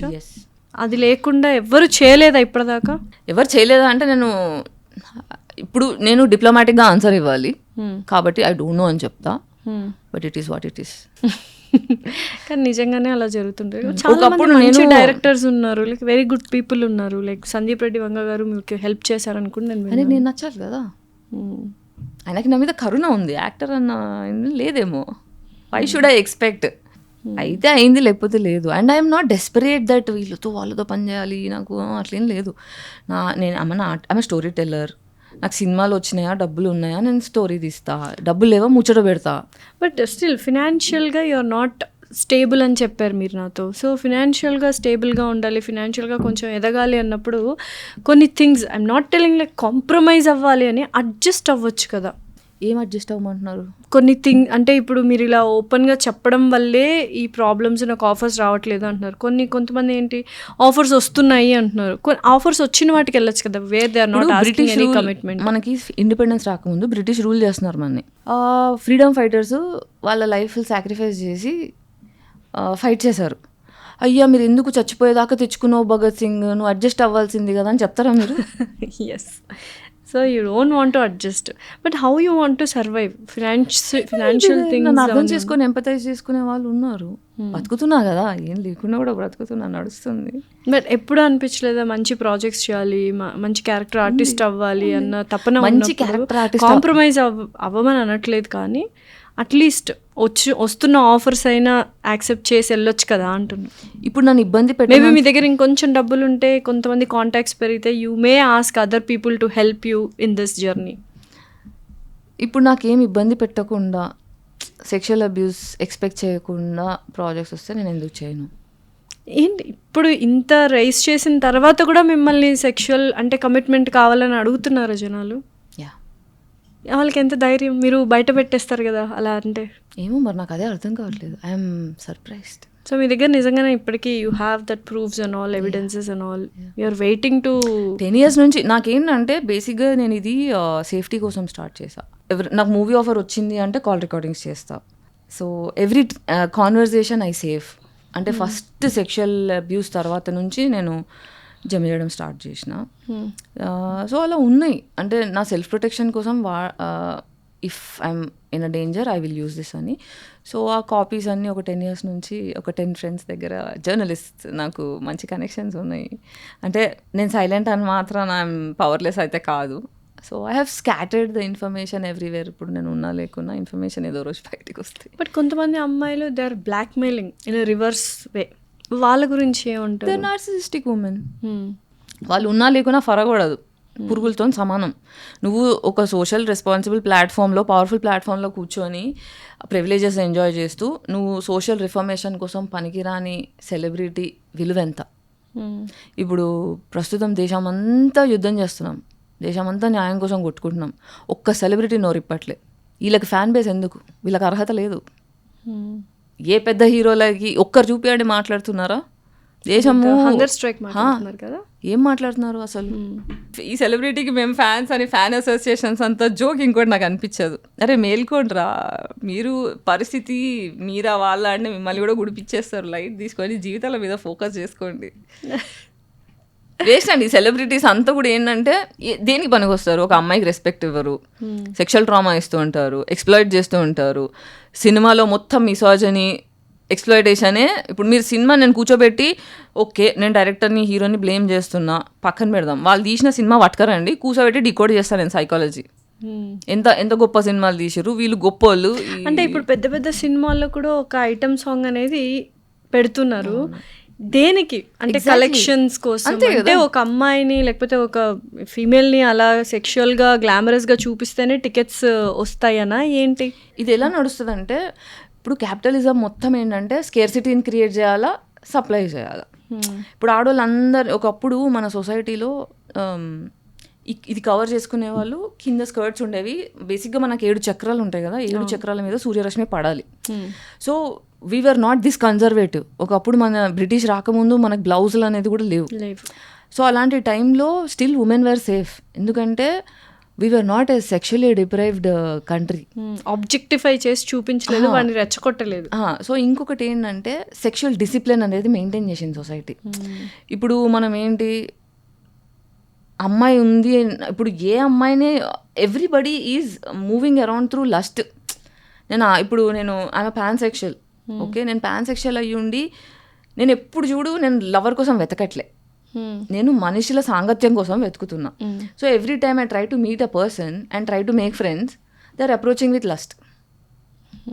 Okay, ఇప్పుడు మళ్ళీ డేటింగ్ యాప్స్ ఇవన్నీ రావడము, క్యాజువల్ డేట్ నార్మలైజ్ అయిపోవడం వల్ల ఏమైందంటే first approach sexual approach through అవుతారు. అమ్మాయిలైనా అలాగే ఉన్నారు, అబ్బాయిలు అలాగే ఉన్నారు, అందరూ అలాగే ఉన్నారు. ఇలాంటప్పుడు how do I hate men? అంటే ఉమెన్ని కూడా నేను ఎలా హేట్ చేయాలి? వాళ్ళందరూ కోపప్ మెకానిజం. అంటే మనం సెల్ఫ్ అవేర్ లేదనుకోండి, our coping mechanism becomes lust. So lust అనేది కోపప్ మెకానిజం అయిపోయింది. సో సమాజంలో సేఫ్టీ ఎలా అవుతుంది? కళ్ళలో లవ్ కంటే లస్ట్ ఎక్కువ చూస్తున్నారు, ఈవెన్ బాయ్స్ ఆర్ గర్ల్స్ అందరూ. సో ఇది ఒక ప్రోగ్రామింగ్. ఇది ఒకరు ఇద్దరు అయితే తప్పు పట్టొచ్చు, కానీ సొసైటీ అంతా ఇలానే ఉంది కాబట్టి మనకు కావాల్సింది ఫెమినిజం కాదు, మనకు కావాల్సింది సోషల్ హీలింగ్. అందరికీ హీలింగ్ కావాలి. దాన్ని ఎలా హీల్ చేస్తారు ఏంటి? అది సెల్ఫ్ అవేర్నెస్ ప్రతి ఒక్కరికి ఉండాలి. The change comes with in. నన్ను అడిగితే ప్రతి ఒక్కరు సెక్షువల్ డిసిప్లిన్ నేర్చుకోవాలి ఫస్ట్, ఒక కనీసం 1 year. So what is meant sexual discipline according to you? It is meant by sexual discipline. Sexual discipline అంటే అమ్మాయి అందంగా ఉంది కాబట్టి, అబ్బాయి అందంగా ఉన్నాడు కాబట్టి I want have sex with them is not correct. మనము వాళ్ళకి ఆస్తి ఉందా, వాళ్ళు హ్యాండ్సమ్ ఉన్నారా, బ్యూటిఫుల్ ఉన్నారా, ఇవి కాదు. మోరల్గా చూడగలగాలి. మనిషికి ఫస్ట్ రెస్పెక్ట్ ఇవ్వడం రావాలి. ఫస్ట్ చూడంగానే wow they look beautiful, wow they look handsome అనే ఫీలింగ్ వస్తుంది అనుకో, you are driven by lust. ఇప్పుడు డెమీ సెక్షువల్స్ అంటారు, అంటే ఇంటెలిజెన్స్ త్రూ, ఎంపతి త్రూ, వాళ్ళకి ఓన్లీ ఎమోషనల్ కనెక్షన్ ఉంటేనే they can have sexual intimacy. That should become the normal. నీకు ఎదురుగా పర్సన్ మీద రెస్పెక్ట్ వల్ల నువ్వు రిలేషన్షిప్ ఫామ్ చేసుకుంటున్నావా, లేకపోతే బ్యూటిఫుల్ ఉంది కాబట్టి ఫామ్ చేసుకుంటున్నావా? అసలు ఇది అవుతుందా? అసలు మొత్తం ఇండస్ట్రీ అని కాదు, మొత్తం వరల్డే running with sex and money. Film industry is responsible for sexual exploitation in the society. Film industry has made women second currency. నువ్వు డబ్బులు ఇస్తే పని అవుతుందా, అమ్మాయిని సప్లై చేస్తా, అది కూడా కరెన్సీ. ఇంత దారుణంగా అయిపోయింది. ఇది చేంజ్ తీసుకురాలేమో. ఇప్పుడు మీరు, చిన్మయ్ గారు, చాలామంది ఉన్నారు బయటకు వచ్చి మాట్లాడుతున్నారు. ఏం జరగట్లా, జరిగేది జరుగుతూనే ఉంది. ఆగండి, ఇంకా చాలా జరిగేది ఉంది 2030 వరకు. ఇప్పుడు మీరు స్పిరిచువాలిటీ, ఆస్ట్రాలజీ ఇవన్నీ నమ్ముతారా? నేను గత 10 yearsగా ఎందుకు మాట్లాడుతున్నానంటే I saw this coming. Okay, change చూస్తున్నారా? వస్తుందా చేంజ్? ఇంకా వర్స్ అయిపోతుంది. వస్తుంది, బట్ జరిగేవి జరుగుతున్నాయి కదా. 2030 వరకు ఎవల్యూషన్ అవుతుంది. ఇప్పుడు ఏంటంటే మనకి సొసైటీ మొత్తం 2 dynamicsలో నడుస్తుంది, మంచోడు చెడ్డోడు, నార్సిసిస్ట్, ఎంపత్. మనకి ఫ్రీడమ్ ఫైటర్స్ అంతా కూడా ఎంపత్లు. వాళ్ళు కష్టపడి మనకి ఫ్రీడమ్ తీసుకొచ్చిన తర్వాత పవర్లోకి నార్సిస్ట్లు వచ్చారు. నార్సిస్ట్లు ఏం చేస్తారంటే ఈగో బేస్డ్ డ్రివెన్ సొసైటీ తయారు చేస్తారు. సో ఇదంతా కూడా మనము కనిపించదు, కానీ పాలిటిక్స్ని, ఫిల్మ్ ఇండస్ట్రీని, బ్యాంకింగ్ సిస్టమ్ని నడిపించేది Illuminati. And they are all chain reactions. Okay, నేను చాలా సూపర్ఫిషియల్గా టచ్ చేస్తాను ఈ టాపిక్స్, డీప్గా వెళ్తే it's threat for me. So it's all part of the design. So Rothschild అనే ఫ్యామిలీ ఏదైతే డిసైడ్ చేశారో దాని ప్రకారం ప్రపంచం నడుస్తుంది. మనకి సెలబ్రిటీస్ గొప్పోళ్ళు, కానీ వాళ్ళు ఒకరి చేతిలో పాన్సే, వాళ్ళు ఇన్స్ట్రక్షన్స్ బేసిస్ మీద నడుస్తారు. So as a film industry, commercial film industry పేట్రియార్కీని, మిసాజనీని, ఫ్యామిలీ సిస్టమ్ని, ఫ్యామిలీ ఇన్స్టిట్యూషన్ని ప్రొటెక్ట్ చేస్తూ సినిమాలు చేస్తే వాళ్ళకి ఫండింగ్స్ వస్తాయి. నిజాలు మాట్లాడి, ఇప్పుడు నేను ఒక్కదాన్నే కాదు, మీరు కమర్షియల్ రిలీజియన్ మీద కూడా తీస్తే ఇప్పుడు ఫండింగ్ వస్తుందని వింటూ ఉన్నా. అందుకనే చాలా మైథాలజీ, హిందూ రిలేటెడ్ మూవీస్ ఎక్కువ వస్తున్నాయి ఈ మధ్య కాలంలో. Is it true? Yeah, it is true. So ఇవన్నీ కూడా సో మెనీ థింగ్స్. అదే నిజంగానే కొన్ని సినిమాలో చూపిస్తారు కదా, లైక్ బిజినెస్ పీపుల్ని, కార్పొరేట్ పీపుల్ని, డాక్టర్స్ని, ఫిలిం వాళ్ళని, బిజినెస్ పీపుల్ని, పొలిటికల్ వాళ్ళని అందరినీ కంట్రోల్ చేస్తే ఒక సిండికేట్ ఉంటుంది అని. ఓవరాల్ అక్రాస్ ద గ్లోబ్ పెద్ద పెద్ద వాళ్ళందరూ. నిజంగానే ఉందా? ఇక్కడ పేరుకి రిలీజియను, మేము ఈ క్యాస్ట్, మేము దేవుణ్ణి సెలబ్రేట్ చేసే వాళ్ళం అని మాట్లాడతారు, కానీ సీక్రెట్ వాళ్ళ జీవితాల్లోకి వెళ్ళి చూస్తే వాళ్ళందరూ వేరే కథలు ఉంటాయి. అన్నీ చాలా దగ్గరగా చూసేసాను నేను. ఇట్స్ వెరీ, మీరు దగ్గరగా చూసారా? అన్నీ దగ్గరగా చూసాను. ఎలా? How is it possible? అంటే once you start becoming famous, once you start becoming powerful, you will get offers. You will get offers, different kinds of offers అన్నీ చూసాను. పొలిటికల్గా చూసారు ఎవ్రీథింగ్. సో వచ్చే పొలిటికల్ ఆఫర్స్ ఏమైనా? సో రిగార్డింగ్ ఒక పార్టీకి support చేయాలి, ఒక పార్టీని దుమ్మెత్తిపోయాలి, ఇలానే వచ్చింది. ఎగ్జాక్ట్లీ. నిజంగానే ఇవి చాలా జరుగుతున్నాయి కదా సెలబ్రిటీస్ ఈ మధ్య. లిటరల్గా ఇది ఎప్పుడు వచ్చిందంటే, నేను నా హెల్త్ బాగాలేక క్రౌడ్ ఫండింగ్, బిగ్ బాస్ కేసేసినప్పుడు ఒక పార్టీ నుంచి ఆఫర్ వచ్చింది. క్రౌడ్ ఫండింగ్ చేసుకుంటున్నప్పుడు ఒక పార్టీ నుంచి ఆఫర్ వచ్చింది, ₹1,00,00,000 ఇస్తాను, నువ్వు ఆ పార్టీని దుమ్మెత్తిపోయాను. ఎందుకు అడుక్కో, నువ్వు ఒక యాక్టర్వి, నీకేం అవసరం ఉంది, పైసలు తీసుకొచ్చి ₹1,00,00,000 ఇస్తామంటాను. అడుక్కోవడం ఈజ్ స్టిల్ బెటర్. సో చాలా పెద్ద పెద్ద ఆఫర్స్ కూడా వద్దని చెప్పేశారు. హెల్త్ ఇప్పుడు ఎలా ఉంది గాయత్రి గారు? Because I know you have much health problems. ఎలా హెల్త్ ఖరాబ్ అయింది సప్రెస్డ్ యాంగర్ వల్ల. ఇప్పుడు మన సోల్ అనేది 2 కోరుకుంటుంది, ఫ్రీ విల్, జస్టిస్. ఈ ఫ్రీ విల్ నేను ప్రాక్టీస్ చేయనంత వరకు, జస్టిస్ తెచ్చుకోనంత వరకు నా ఆటోఇమ్యూన్ కండిషన్ బాగుపడదు. ఇప్పుడు చాలామంది మనుషులు సప్రెస్డ్ యాంగర్కి గురవుతున్నారు. ఈవెన్ ఎక్కడ వర్క్ చేసినా బాస్ దగ్గర సప్రెస్డ్ అవుతారు, భార్య భర్త దగ్గర, భర్త భార్య దగ్గర, అత్తమామల దగ్గర, పిల్లల దగ్గర, పిల్లలు పేరెంట్స్ దగ్గర. సో ఈ సప్రెస్డ్ యాంగర్ అనేది ఎక్కువైపోయింది. ఒకప్పుడు దానికి వేరే ఏమంటారు డీవియేషన్స్ ఉండేవి, ఇప్పుడు లేదు. అన్నీ మూసుకొని కోపాన్ని అణుచుకొని పని చేసుకోవాలి, ఎందుకంటే అవసరం. అంత ఇన్ఫ్లేషన్, అంత ఫినాన్షియల్ ఇది ఉంటుంది. ఎకానమీ. ఏం చెప్తారు దీనికి? సో మనకి వరల్డ్ వార్స్ ఎందుకు వస్తాయి?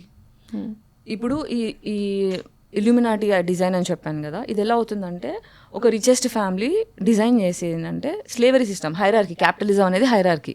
ఇక్కడ నా ఫ్యామిలీ ఉంది, నా ఫ్యామిలీ కింద ఇంకొంతమంది మీడియేటర్ ఫ్యామిలీని పెడతా, దట్ నాకన్నా తక్కువ రిచ్ ఇనఫ్ టు బీ, అంటే వేరేళ్ళని ఎన్స్లేవ్ చేసేంత ఈగోని తెచ్చేంత పైసలు ఇస్తా, కానీ నన్ను డామినేట్ చేసేంత పైసలు ఇయ్య. ఇది ఫస్ట్ ఫ్యామిలీ కూర్చుంటుంది. దాని కింద నెక్స్ట్ హైరార్కీ కూర్చుంటుంది. దాని తర్వాత వీళ్ళు ఏం చేస్తారు, banking system, religion, life style, rules of the society, ఇలా డిఫరెంట్ సెక్టర్స్ పెడతారు. సో ఇప్పుడు డిఫరెంట్ రిలీజియన్స్ ఉన్నాయి, ఆ రిలీజియన్స్ గురువులను పెడతారు. ఒక్కొక్క రిలీజియన్ గురువు నువ్వు ఈ ప్రాపగాండా చేయి, నువ్వు బ్యాంకింగ్ సిస్టమ్ నువ్వు ఇలా చేయి, నువ్వు క్యాపిటలైజ్ చేయి ఫుడ్ మార్కెట్ని, దీన్ని పేటెంట్ రైట్స్ని, దీన్ని క్యాపిటలైజ్ చేయి. మన ఎగ్జిస్టెన్సే క్యాపిటలిజం అయిపోయింది. సో ఇదేంటంటే హైరార్కీని ఫామ్ చేసిందనమాట. సో ఈ హైరార్కీని ఫామ్ చేసినప్పుడు ఏమవుతుందంటే, ఎవడైనా సరే ఇప్పుడు ఒక అడవిలో జంతువు ఉంది, ఆ జంతువు క్యాపిటలిజంతో సంబంధం లేదు, అది హ్యాపీగా ఎవరిని పట్టించుకోదు. ఆ జంతువుని నేను చెప్పినట్టు వినాలి అంటే దాన్ని ఫస్ట్ ఎన్స్లేవ్ చేయాలి. ఎన్స్లేవ్ ఎలా చేస్తాము, భయంలో పెడితే. సో ఫస్ట్ వరల్డ్ వార్ అయింది. వరల్డ్ వార్లో ఏంటంటే సొసైటీలో ఉన్న మనుషులకి భయం పరిచయం చేసేది. భయం, నువ్వు నీకు ఎగ్జిస్టెన్స్ లేదు, ఇక్కడ నేను సొసైటీ తయారు చేస్తున్నా, నువ్వు ఇందులోకి రా, నువ్వు ఇక్కడైతే సేఫ్ అంటే అందరూ అక్కడికి వెళ్ళారు. అది క్యాపిటలిజం స్టార్ట్ అయింది. అక్కడ తర్వాత ఏంటి, మన డిఎన్ఏలో మనకి 7 తరాల డిఎన్ఏ పాస్ అవుతుంది. ఓకే, సో అందుకే మనకి టైం టు టైం వార్స్, ఇది 3rd వరల్డ్ వార్ నడుస్తుంది ప్రస్తుతం మన ప్రపంచంలో. ఓకే, సో వార్స్ ఎందుకు వస్తాయి అంటే 7 జనరేషన్స్ తర్వాత డిఎన్ఏలోంచి భయం వెళ్ళిపోతున్న టైంకి మళ్ళీ వచ్చి భయం పెడతారు. సో నిన్ను స్లేవ్గా పెట్టాలి, వాళ్ళ క్యాపిటలిజం నడవాలి, ఫైనాన్షియల్ పవర్ ఒక మనిషికి రావాలి అంటే స్లేవరీ సిస్టమ్ నడవాలి. సో ఇది జనరేషన్స్ అవ్వాలి కాబట్టి వార్స్ అనేవి వస్తాయి. ఇట్స్ జస్ట్ భయాన్ని పెట్టడం. ఇంకొకటి ఏంటంటే ఈ ఫ్యామిలీస్ ఏవైతే ఉన్నాయో, మనం దేవుడు దయ్యం అని చాలా అండర్ ఎస్టిమేట్ చేస్తాం టాపిక్స్ని, but they are all devil worshippers. So ఇప్పుడు మనకి హయ్యర్ ఫ్రీక్వెన్సీస్, లోవర్ ఫ్రీక్వెన్సీస్ అని 2 ఉంటాయి. ఏంటంటే ఇవన్నీ గాడ్ ఫ్రీక్వెన్సీస్ ఏంటి, higher frequencies, happiness, Joy, respect, kindness, love, ఇవన్నీ హై ఫ్రీక్వెన్సీస్. కోపం, భయం, ద్వేషం, ఎన్వీ, జెలస్, ఇవన్నీ లోవర్ వైబ్రేషన్స్. సో ఎప్పుడైతే మనిషి లోవర్ వైబ్రేషన్స్లో ఎక్కువ ఉంటాడో డిమానిక్ ఎనర్జీకి ఛార్జింగ్ అవుతుంది. ఎప్పుడైతే హయ్యర్ వైబ్రేషన్స్ ఉంటారో గాడ్ ఎనర్జీకి ఛార్జ్ అవుతుంది. సో ఇప్పుడు ప్రస్తుతానికి క్యాపిటలిజం రూల్ చేస్తుంది demonic energies. So demonic energies ఏం చేస్తాయి, మిమ్మల్ని వీలైనంత డిప్రెషన్లో పెడతాయి, మిమ్మల్ని వీలైనంత కన్ఫ్యూజన్లో పెడతాయి, సంక్షోభం. So your confusion is their tool to make money. So మిమ్మల్ని స్లేవరీ సిస్టంలో పెట్టాలి అంటే wars have to come. So దీనికి ఏం చేస్తుంది, డిఎన్ఏలో మనకు పాస్ అవుతూ ఉంటుంది. ఇలా ఇప్పుడు ఏమవుతుందంటే ఈ సైకిల్ ఎంత రిపీట్ అవుతుందంటే, ఈ కరోనా వచ్చిన టైంలో ఏమైందంటే, కరోనాలో చాలా పాపులేషన్, ఓవర్ పాపులేషన్ అయితే క్వశ్చనింగ్ చేసే పాపులేషన్ పెరిగిపోయింది. ఇప్పుడు సింపుల్గా చెప్పాలంటే మనకి ఇండిపెండెన్స్ డే ఫైట్ అయింది, వార్ అయింది, మన తాతల జనరేషన్ వాళ్ళు చేశారు. వాళ్ళు సర్వైవల్ అంటే బ్రతికితే చాలు అనే పాయింట్లో ఉన్నారు. వాళ్ళు పిల్లల్ని ఇమోషనల్ హెల్త్, మెంటల్ హెల్త్ పట్టించుకోలేదు. నువ్వు బ్రతికితే చాలు అని చెప్పి లాక్కెళ్ళి దాచిపెట్టి జస్ట్ సర్వైవ్డ్. తర్వాత మన పేరెంట్స్ జనరేషన్ ఏంటి, వాళ్ళకి మెంటల్ హెల్త్ తెలీదు, they are still coping up. అందుకే ఓవర్గా ఫుడ్ తినేస్తారు. ఇప్పుడు మన అమ్మమ్మ వాళ్ళ ఇంటికా, నానమ్మ వాళ్ళ ఇంటికా, పెద్దమ్మ వాళ్ళ ఇంటికి పోతే పొట్ట పగిలిపోయేదాకా తినిపిస్తారు. ఎందుకంటే that's not just love language, that's their coping mechanism. అప్పుడు జాయింట్ ఫ్యామిలీస్ ఉన్నాయి కాబట్టి అలా నడిచింది. ఇప్పుడు మనం ఇండివిజువలైజేషన్కి వచ్చేస్తున్నాం. ఎందుకంటే ఈ ఉమ్మడి కుటుంబ వ్యవస్థనే patriarchal design. We're meant to live in a community. నీకు కమ్యూనిటీ అయితేనే నీకు ఇండివిజువలిస్టిక్ రెస్పెక్ట్ ఉంటుంది. నువ్వు ఎప్పుడైతే కుటుంబంలో ఉన్నావో నీకు కేజ్ అది. సో ఇది నడుస్తూ ఉండాలి. కాబట్టి ఎప్పుడైతే మనము ఈ 7 జనరేషన్స్లో ఆటో ఇమ్యూన్ కండిషన్ అనేది బిగ్గెస్ట్ థింగ్. ఇప్పుడు మనం చూస్తే 80% of the world population is falling prey for autoimmune condition. Autoimmune condition ఏంటి అంటే నీ సోల్ బేసిక్గా ఈ డిమానిక్ ఎనర్జీస్ ఎలా పనిచేస్తాయంటే, the more depressed you are, the more cortisol you are, food becomes your coping mechanism. So నువ్వు food తిన్నప్పుడు నీకు ఎలాంటి ఫుడ్ పెడుతున్నావు, junk food, full of poison. మొత్తం అందులో సగం ఇంగ్రీడియంట్స్ పాయిజన్ ఉంటాయి, మొత్తం అన్ని పాయిజన్, కానీ టేస్టీగా ఉంటాయి. తింటున్నాం ఎందుకు అంటే జంక్ ఫుడ్ కోపప్ మెకానిజం కొద్దీ తింటున్నాము. మనం ఒకప్పుడు డీటాక్స్ అనేది నార్మల్ లైఫ్ స్టైల్ ఉండేది. ఇప్పుడు మేము చిన్నగా ఉన్నప్పుడు మా ఇంట్లో డీటాక్స్ అనేది చిన్నప్పుడే అలవాటు మాకు. ఏం చేసేవాళ్ళు? Parasite cleansing. బేసిక్గా మనకి లోపల ఇంటర్నల్ వార్మ్స్ ఉంటాయి, గట్లో వార్మ్స్ ఉంటాయి. The more cortisol you have, అంటే ఎక్కువ స్ట్రెస్, ఎక్కువ లోవర్ వైబ్రేషన్స్లో బ్రతుకుతున్నాం, కోపంలో, ద్వేషంలో, టాక్సిన్స్ అలానే ఉండిపోతాయి బాడీలో. అంటే ఇప్పుడు మనం షిట్కి వెళ్తాం, ఫ్లష్ చేస్తాం, కానీ వారంకోసారి హార్పిక్ వేసి వేసి కడుగుతాం, ఆ కడగట్లేదు, అక్కడ పారాసైట్స్ పట్టుకుంటాయి. సో డిమోనిక్ ఎనర్జీస్ అనేవి, పారాసైట్స్ కూడా డిమోనిక్ ఎనర్జీస్, అవి ఫిజికల్గా మన బాడీలో ఉండేటట్టు చేస్తున్నారు అన్నమాట. సో షుగర్, ఫుడ్లో షుగర్ పెట్టడం, జంక్ పెట్టడం, ఇవన్నీ పారాసైట్కి ఫుడ్. సో ఇంకో టాక్స్మోప్లాస్మా గాండి అని చెప్పి ఒక పారాసైట్ ఉంటుంది, అది పిల్లు నుంచి వస్తుంది. There are different varieties of parasites. మనకి 5 ఆర్గన్స్కి పారాసైట్స్ పట్టుకుంటాయి. If you don't detoxing it, parasites మీ మైండ్ సెట్ని కంట్రోల్ చేస్తున్నాయి. మనకు వచ్చే కోపం, ద్వేషం, సూసైడల్ థాట్స్, క్రిమినల్ థాట్స్, ఇవన్నీ parasites controlling mechanism. Weak mindset. So ఇవి ఎక్కువ అయిపోయినప్పుడు ఏమవుతుందంటే మన డిఎన్ఏని దెబ్బతీయడం స్టార్ట్ చేస్తుంది. సో యాజ్ అ సోల్, మన సోల్ ఏంటి, ఫ్రీ విల్ కోరుకుంటుంది, జస్టిస్ కోరుకుంటుంది, కానీ మనం సప్రెస్ చేసుకుంటున్నాం. ఆ సప్రెషన్తో పాటు ఈ పారాసైట్స్ అటాక్ అయిన తర్వాత లోపల సోల్ చోక్ అయిపోతుంటుంది. బయటికి నువ్వు అందరి కోసం బ్రతికి, మన పేరెంట్స్ బ్రతికారు, మా నానమ్మలు బ్రతికారు, తాతలు బ్రతికారు, అమ్మ వాళ్ళు బ్రతుకుతున్నారు, జనరేషనల్ ట్రామా కంటిన్యూ అవుతూ అది మన మైటోకాండ్రియా లెవెల్లో, డిఎన్ఏ లెవెల్లో కూర్చుండిపోతుంది. అది డెవలప్ అయిన తర్వాత ఒక్క జనరేషన్, అంటే in all the 7 generations 1 generation అంటే చైల్డ్ జనరేషనల్ కర్స్ బ్రేకర్ అంటారు. సో వీళ్ళు ఏం చేస్తారంటే వాళ్ళకు ఆటోఇమ్యూన్ కండిషన్ వచ్చేస్తుంది. అంటే వీళ్ళందరి దగ్గర అక్యుములేట్ చేసుకున్న భయాలు ప్లస్ సొసైటీ ఇస్తున్న parasitic life style and antibiotics, different factors, ఇవన్నీ కలిపి సోల్ ఏం డిసైడ్ అవుతుంది, ఆటోఇమ్యూన్ కండిషన్ వచ్చేసి నువ్వు ఈధర్ రివోల్ట్ చేస్తావా లేదా చచ్చిపోతావా డిసైడ్ చేసుకో అనే పాయింట్కి సోల్ తీసుకొచ్చేస్తుంది.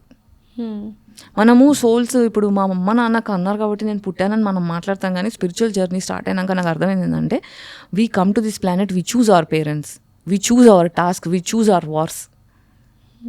సో ఇవన్నీ చాయిసెస్ ఎందుకు తీసుకుంటా, ఇప్పుడు నేను నా పేరెంట్స్ నేను తిట్టుకున్నా, లాస్ట్ 2 years బిఫోర్ వరకు ఘోరంగా తిట్టుకున్నా మా పేరెంట్స్ని. బట్ నా పేరెంట్స్ నన్ను అలా కుడిపిస్తే కాబట్టే నాకు ఇలా జ్ఞానోదయం అయింది, కాబట్టే నేను ఇలా మాట్లాడుతున్నాను, కాబట్టి చాలామంది లైఫ్లో నేను మార్చగలిగా. ఫర్ మీ, నాకు ఈరోజు ఇక్కడ కూర్చొని మాట్లాడే కెపాసిటీ, వొకాబులరీ రావడానికి నాకు ఇవన్నీ జరగాలి. This algorithm I needed. So ఏదైనా it will happen. Yeah, my parents have exploited me, but that is what I needed for becoming the person I am today. So I'm grateful. నా parents నన్ను traumatize చేసినందుకు I'm grateful. I'm sorry because వాళ్ళకి అర్థమైంది, వాళ్ళు చేసారు. ఏ parents అయినా సరే నా పిల్లలు కుడవాలని అనుకోరు. I want to be better than my parents అనుకుంటారు. అంటే అది ఆలోచిస్తే దెన్ మా తాతయ్య వాళ్ళు, నానమ్మ, అమ్మమ్మ వీళ్ళు మా పేరెంట్స్ని ఎలా ట్రీట్ చేశారనే ఆల్గరిథంకి పోతే చాలా హారబుల్. నాకు తెలుసు స్టోరీస్ అన్ని. So this point became so, అంటే ఎంత క్లియర్గా అర్థమైపోయిందంటే I forgive my parents and అక్కడ నుంచి నేను లిబరేట్ అయిపోయా. అక్కడ నుంచి డిటాచ్మెంట్ ఈజీ అయిపోయింది పేరెంట్స్ నుంచి. ఓకే, అప్పటిదాకా నన్ను ఎందుకు ప్రేమించట్లేదు, మా అమ్మ నన్ను ఎందుకు దూరం చేస్తుంది, మా నాన్న నన్ను ఎందుకు ఇలా కొట్టుకున్నా. బట్ ఇది అర్థమైన తర్వాత we have our own journey. 18 తర్వాత నాకు ఫ్రీడమ్ కావాలని కోరుకుంటున్నాము, మరి వాళ్ళు నాకు ఇంకా పట్టించుకోవాలని ఎందుకు కోరుకుంటున్నాం? నా ఫ్రీడమ్ డిటాచ్మెంట్ ట్రేట్ అయినప్పుడు వాళ్ళ నుంచి కంప్లీట్ డిటాచ్ అవ్వాలి. ఎక్స్పెక్టేషన్స్ వాళ్ళ ఎక్స్పెక్టేషన్స్ నేను ఫుల్ఫిల్ చేయను, కానీ నా ఎక్స్పెక్టేషన్స్ వాళ్ళు ఎందుకు ఫుల్ఫిల్ చేయాలి? So it's okay, chill. So అట్లా నేను ఐ హ్యావ్ అండర్స్టూడ్. సో ఈ పార్ట్లో ఏమవుతుందంటే నేను ఫిల్మ్ ఇండస్ట్రీ వదిలేసి స్పిరిచువాలిటీలోకి వెళ్ళిపోదాము, ఆశ్రమంలో ఎక్కడన్నా వెళ్ళిపోదాం దూరం అని అనుకున్నాం. బట్ నాకు రెవల్యూషన్ స్టార్ట్ అయ్యాయి. పంచకర్మ ట్రీట్మెంట్ స్టార్ట్ చేసా. పంచకర్మ ట్రీట్మెంట్స్లో ఫస్ట్ది ఏంటి, నస్యం అని అంటారు. నస్యం చేసినప్పుడు ఏమవుతుందంటే మన పీనల్ గ్లాండ్ ఉంటుంది కదా, దాన్ని డీకాల్సిఫై చేశారు. సో ఇది హ్యూజ్ గేమ్ చేంజర్. నేను స్పిరిచువల్ ఫ్యామిలీలో పుట్టి ఒక ఏథిస్ట్గా అయిన నేను మళ్ళీ ఈరోజు దేవుడు అని మాట్లాడుతున్న ట్రాన్స్ఫర్మేషన్ ఏదైతే ఉందో I really want to share that. So ఇక్కడ ఏమవుతుందంటే ఈ సొసైటీ మొత్తం మనని పీనల్ గ్లాండ్ క్యాల్సిఫై చేస్తుంది, బోన్స్ క్యాల్సిఫై చేస్తుంది, ఎవ్రీ ఆర్గన్ క్యాల్సిఫై చేస్తుంటుంది. ఎలా క్యాల్సిఫై చేస్తుంటుంది అంటే junk food, fluorine water, toothpaste, మనం యూజ్ చేసే బాడీ వాష్లు, షాంపూలు, మాయిశ్చరైజర్, అన్ని కెమికల్స్. అంటే మనం ఏదైతే తినగలుగుతామో అదే శరీరం మీద పెట్టాలి. ఇప్పుడు కుంకుడుకాయలు ఉన్నాయి, చేదు ఉంటుందేమో కానీ నా నోట్లో పోతే దానివల్ల నాకేమైనా సైడ్ ఎఫెక్ట్లు ఉంటాయన్న భయం నాకు ఉండదు కదా. అప్పుడు తలకి కుంకుడుకాయలు రాసుకునే వాళ్ళు, ఒంటికి సున్నిపిండి రాసుకునే వాళ్ళు. నేను టూత్ పౌడర్ అన్నీ ఇంట్లో తయారు చేసుకుంటా. It's been 3 years. మీరు నా ఇంటికి వస్తే ఎవ్రీథింగ్ హోమ్ మేడ్ ఉంటుంది. అందుకే 40+ అయినా అప్పుడు ఎలా ఉన్నారో you are the same. I detox. ఎలాగ డీటాక్స్ ఎలా క్లెన్జింగ్ చిన్నప్పటి నుంచి తెలియకుండానే అలవాటు అయిపోయింది. The greatest thing I will ever take from my family is detoxing. ఎలా చేసుకుంటారు? ఎనిమాస్ ఒకటి, డీటాక్సింగ్ ఒకటి. I recommend everybody should do this. ఎలా చేస్తారు? లైక్ ఇప్పుడు చాలా మంది నన్ను ఏమంటారంటే you don't look your age అని అంటారు. But what I tell you is you are not looking your age, you are looking older than your age. I'm looking my age. మీరు మీ ఏజ్ ఎందుకు కనిపించట్లేదు అంటే the kind of lifestyle. మనం circadian రిథంలో బ్రతకట్లేదు, మనం జంక్ ఫుడ్ తింటున్నాము, మనం ఫోమోలో బ్రతుకుతున్నాము, యాంగ్జైటీ నార్మలైజ్ చేసేసుకున్నాము, ఎవడు పరిగెత్తిచ్చినా పరిగెత్తుతున్నాము, ఇంట్యూజన్ని క్వశ్చన్ చేయట్లేదు. ఒక స్లేవరీ సిస్టమ్కి అలవాటు పడిపోయాము. మరి ఏం చేయమంటావు? డబ్బులు కావాలి కదా అంటే ఫైట్ చేయవై. నువ్వు ఫైట్ చేస్తావేమో నేను నెక్స్ట్ తరాలు బాగుపడతాయి కదా.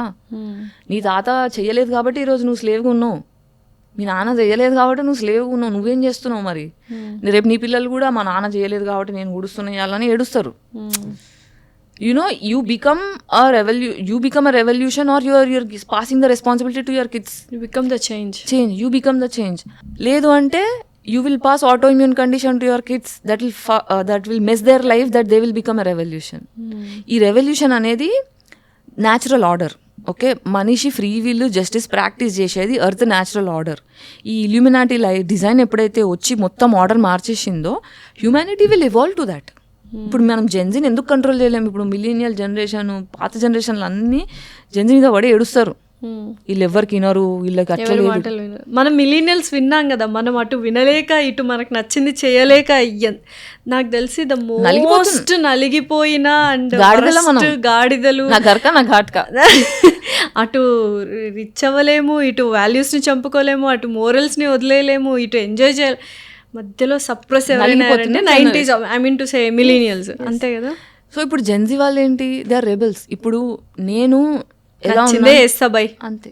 నచ్చిందే చేస్తా కాదు, నాకు పీస్ని ఇచ్చేది నేను చేస్తాను, నువ్వెవడు నాకు చెప్పనీకి. వాళ్ళే రెవల్యూషన్ తీసుకొస్తారు. నేను ఒక్కదాన్ని వాగిన, చిన్న ఒక్క ఆమె వాగుతుంది, ఇద్దరు ఏం సరిపోతాం? నెక్స్ట్ జెన్సీస్ ఉన్నారు. And I saw this coming 10 years ago I saw this coming. నాకు అర్థమైపోయింది I don't belong in millionaire generation. నేను ఒక జనరేషన్ ముందు పుట్టేసిన. ఐ విల్ స్టార్ట్ నా కెరియర్ నేను 40లో స్టార్ట్ అవుతాను, నాకు ఎప్పుడో తెలుసు. అందుకే నా కెరియర్ గురించి పట్టించుకోవడం మానేసి మాట్లాడడం మీద ఫోకస్ చేశా. అంటే ఇప్పుడు నేను ఒక ఫిల్మ్ మేకర్ అవ్వాలి, సినిమా తీయాలి అంటే నేనేం తీస్తా? నా అనుభవాలు తీస్తా. 20లో నేను ఫిల్మ్ మేకర్ అయితే ఏం తీస్తా? ఏం అనుభవం ఉందో అని తీస్తా. అప్పుడు అందుకే ఈ ఆబ్జెక్టిఫైడ్ సినిమాలకి సరెండర్ అవుతూ ఉంటారు. నాకు అలా అవ్వాలని లేదు. నాకు మాట్లాడితే కొంచెం సెన్స్ ఉండాలి, సొసైటీ బాగుపడాలి, ఏమైనా పనికి రావాలి, ఒక కళని, ఒక ఆర్ట్ ఫామ్ని నేను ఎక్స్పీరియన్స్ చేసిన దానికి అర్థం ఉండాలి, పర్పస్ ఉండాలి. So I know what I'm going to do, I know when I'm going to do. So definitely 40+ తర్వాత your career is going to start. I mean మీరు చూడండి, వరల్డ్ సినిమాస్లో కూడా చూసుకోండి, the greatest film makers started their career after 40. Definitely. అయితే detoxify గురించి ఎలా ఇంట్లో మొత్తం టూత్ పౌడర్ నుంచి soap everything you make. First మనము పీనల్ గ్లాండ్ డీకాల్సిఫికేషన్కి వద్దాం. సో పీనల్ గ్లాండ్ క్యాల్సిఫికేషన్ ఎలా అవుతుందంటే, మనకి పీనల్ గ్లాండ్ అనేది ఇలా ఉంటుంది.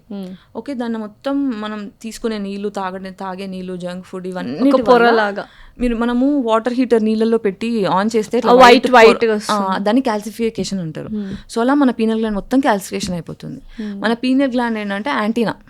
బేసిక్గా మనం ఫోన్ ఉంటుంది కదా, ఫోన్లో డౌన్లోడ్స్ వస్తాయా అప్గ్రేడ్ చేసుకోవడానికి, మనకు అలా ఈ ఎర్త్ అనేది మనకు అప్గ్రేడ్స్ ఇస్తూ ఉంటుంది, డౌన్లోడ్స్ వస్తూ ఉంటాయి. దాన్నే ఇంట్యూజన్ అంటాం. మన లోపల ఒక ఇంటర్నెట్ డైలాగ్ ఉంటుంది, గాడ్ అంటే ఏంటి అంటే God is with in me, that is communicating. Higher self అని ఇంకో లాంగ్వేజ్లో చెప్పొచ్చు, గాడ్ అని ఇంకోటి చెప్పొచ్చు, ఇంట్యూషన్ అని ఒకలా చెప్పొచ్చు. సో ఈ ఇంట్యూషన్ షార్ప్ అవ్వాలి అంటే మనకి డౌన్లోడ్స్ వస్తూ ఉండాలి. So that is the main reason. This is the antenna, frequency antenna మనకి. సో దాన్ని క్యాల్సిఫై చేసేసారు అనుకోండి, నో డౌన్లోడ్స్. అప్పుడు ఏంటి, భయంలోకి సరెండర్ అవ్వడం ఈజీ అవుతుంది.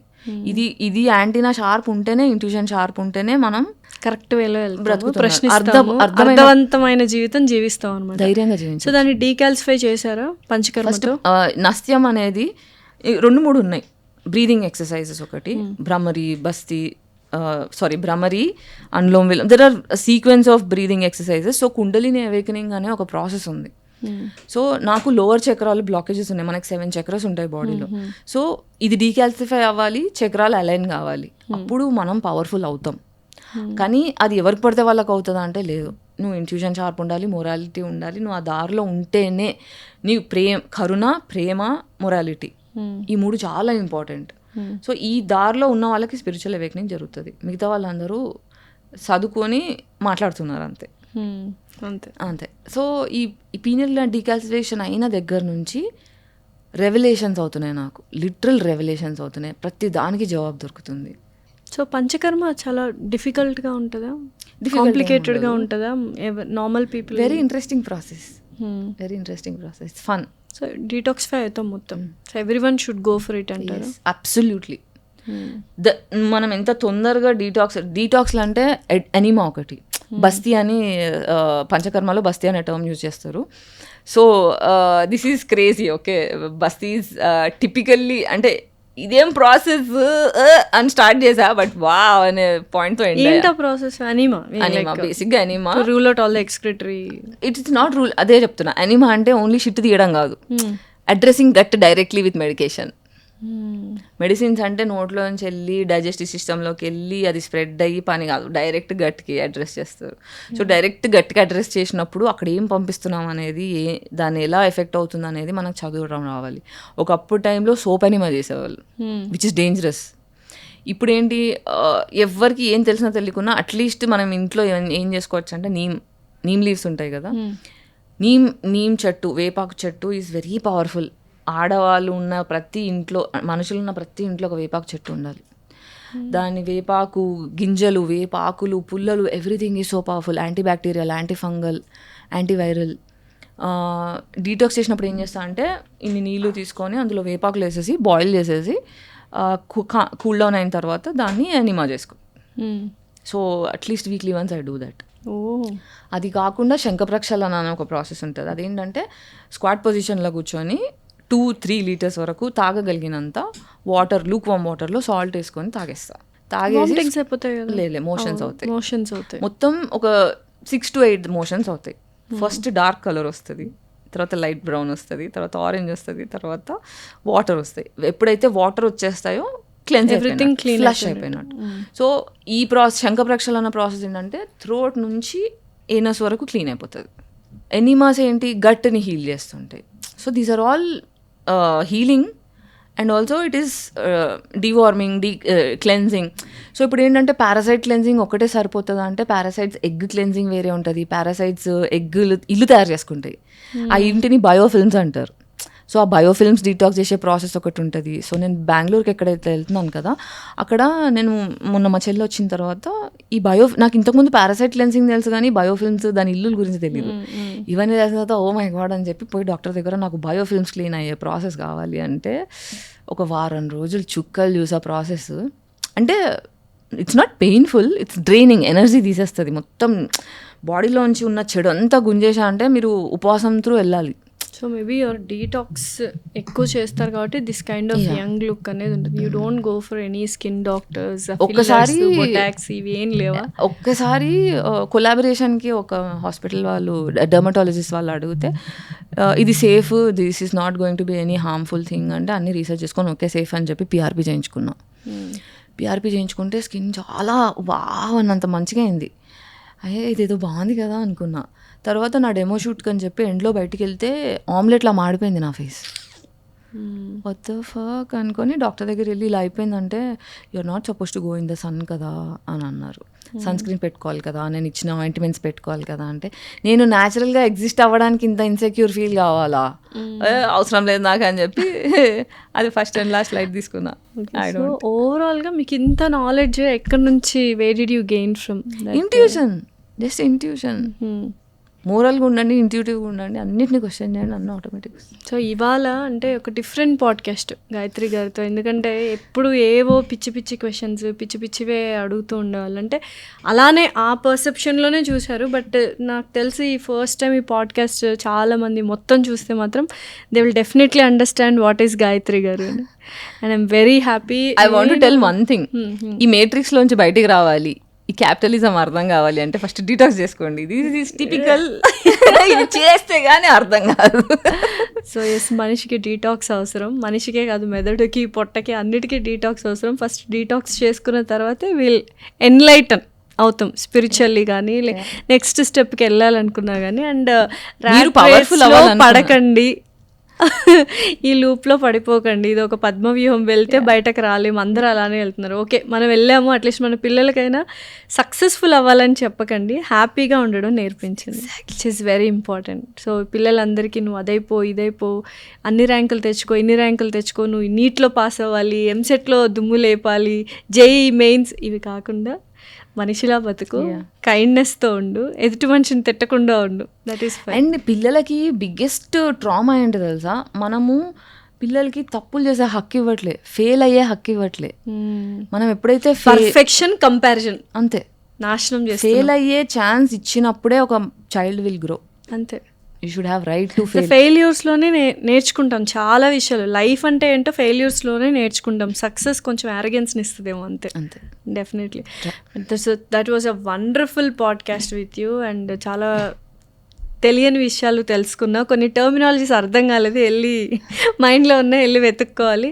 Wonderful talking to you and hope so మనస్ఫూర్తిగా మీరు కెరియర్లో నిజంగా సక్సెస్ఫుల్ అవ్వాలి అని అనుకుంటున్నా. అండ్ డెఫినెట్లీ మీరు ఆ రోజు మాట్లాడినందుకే so many things domino effect లాగా, బటర్ఫ్లై ఎఫెక్ట్ లాగా చేంజెస్ వస్తున్నాయి. అది ఎవరికి అర్థమైనా అర్థం కాకపోయినా ఒక అమ్మాయికి అయితే డెఫినెట్లీ అర్థమవుతుంది. Thank you so much Gayatri. My pleasure and thank you.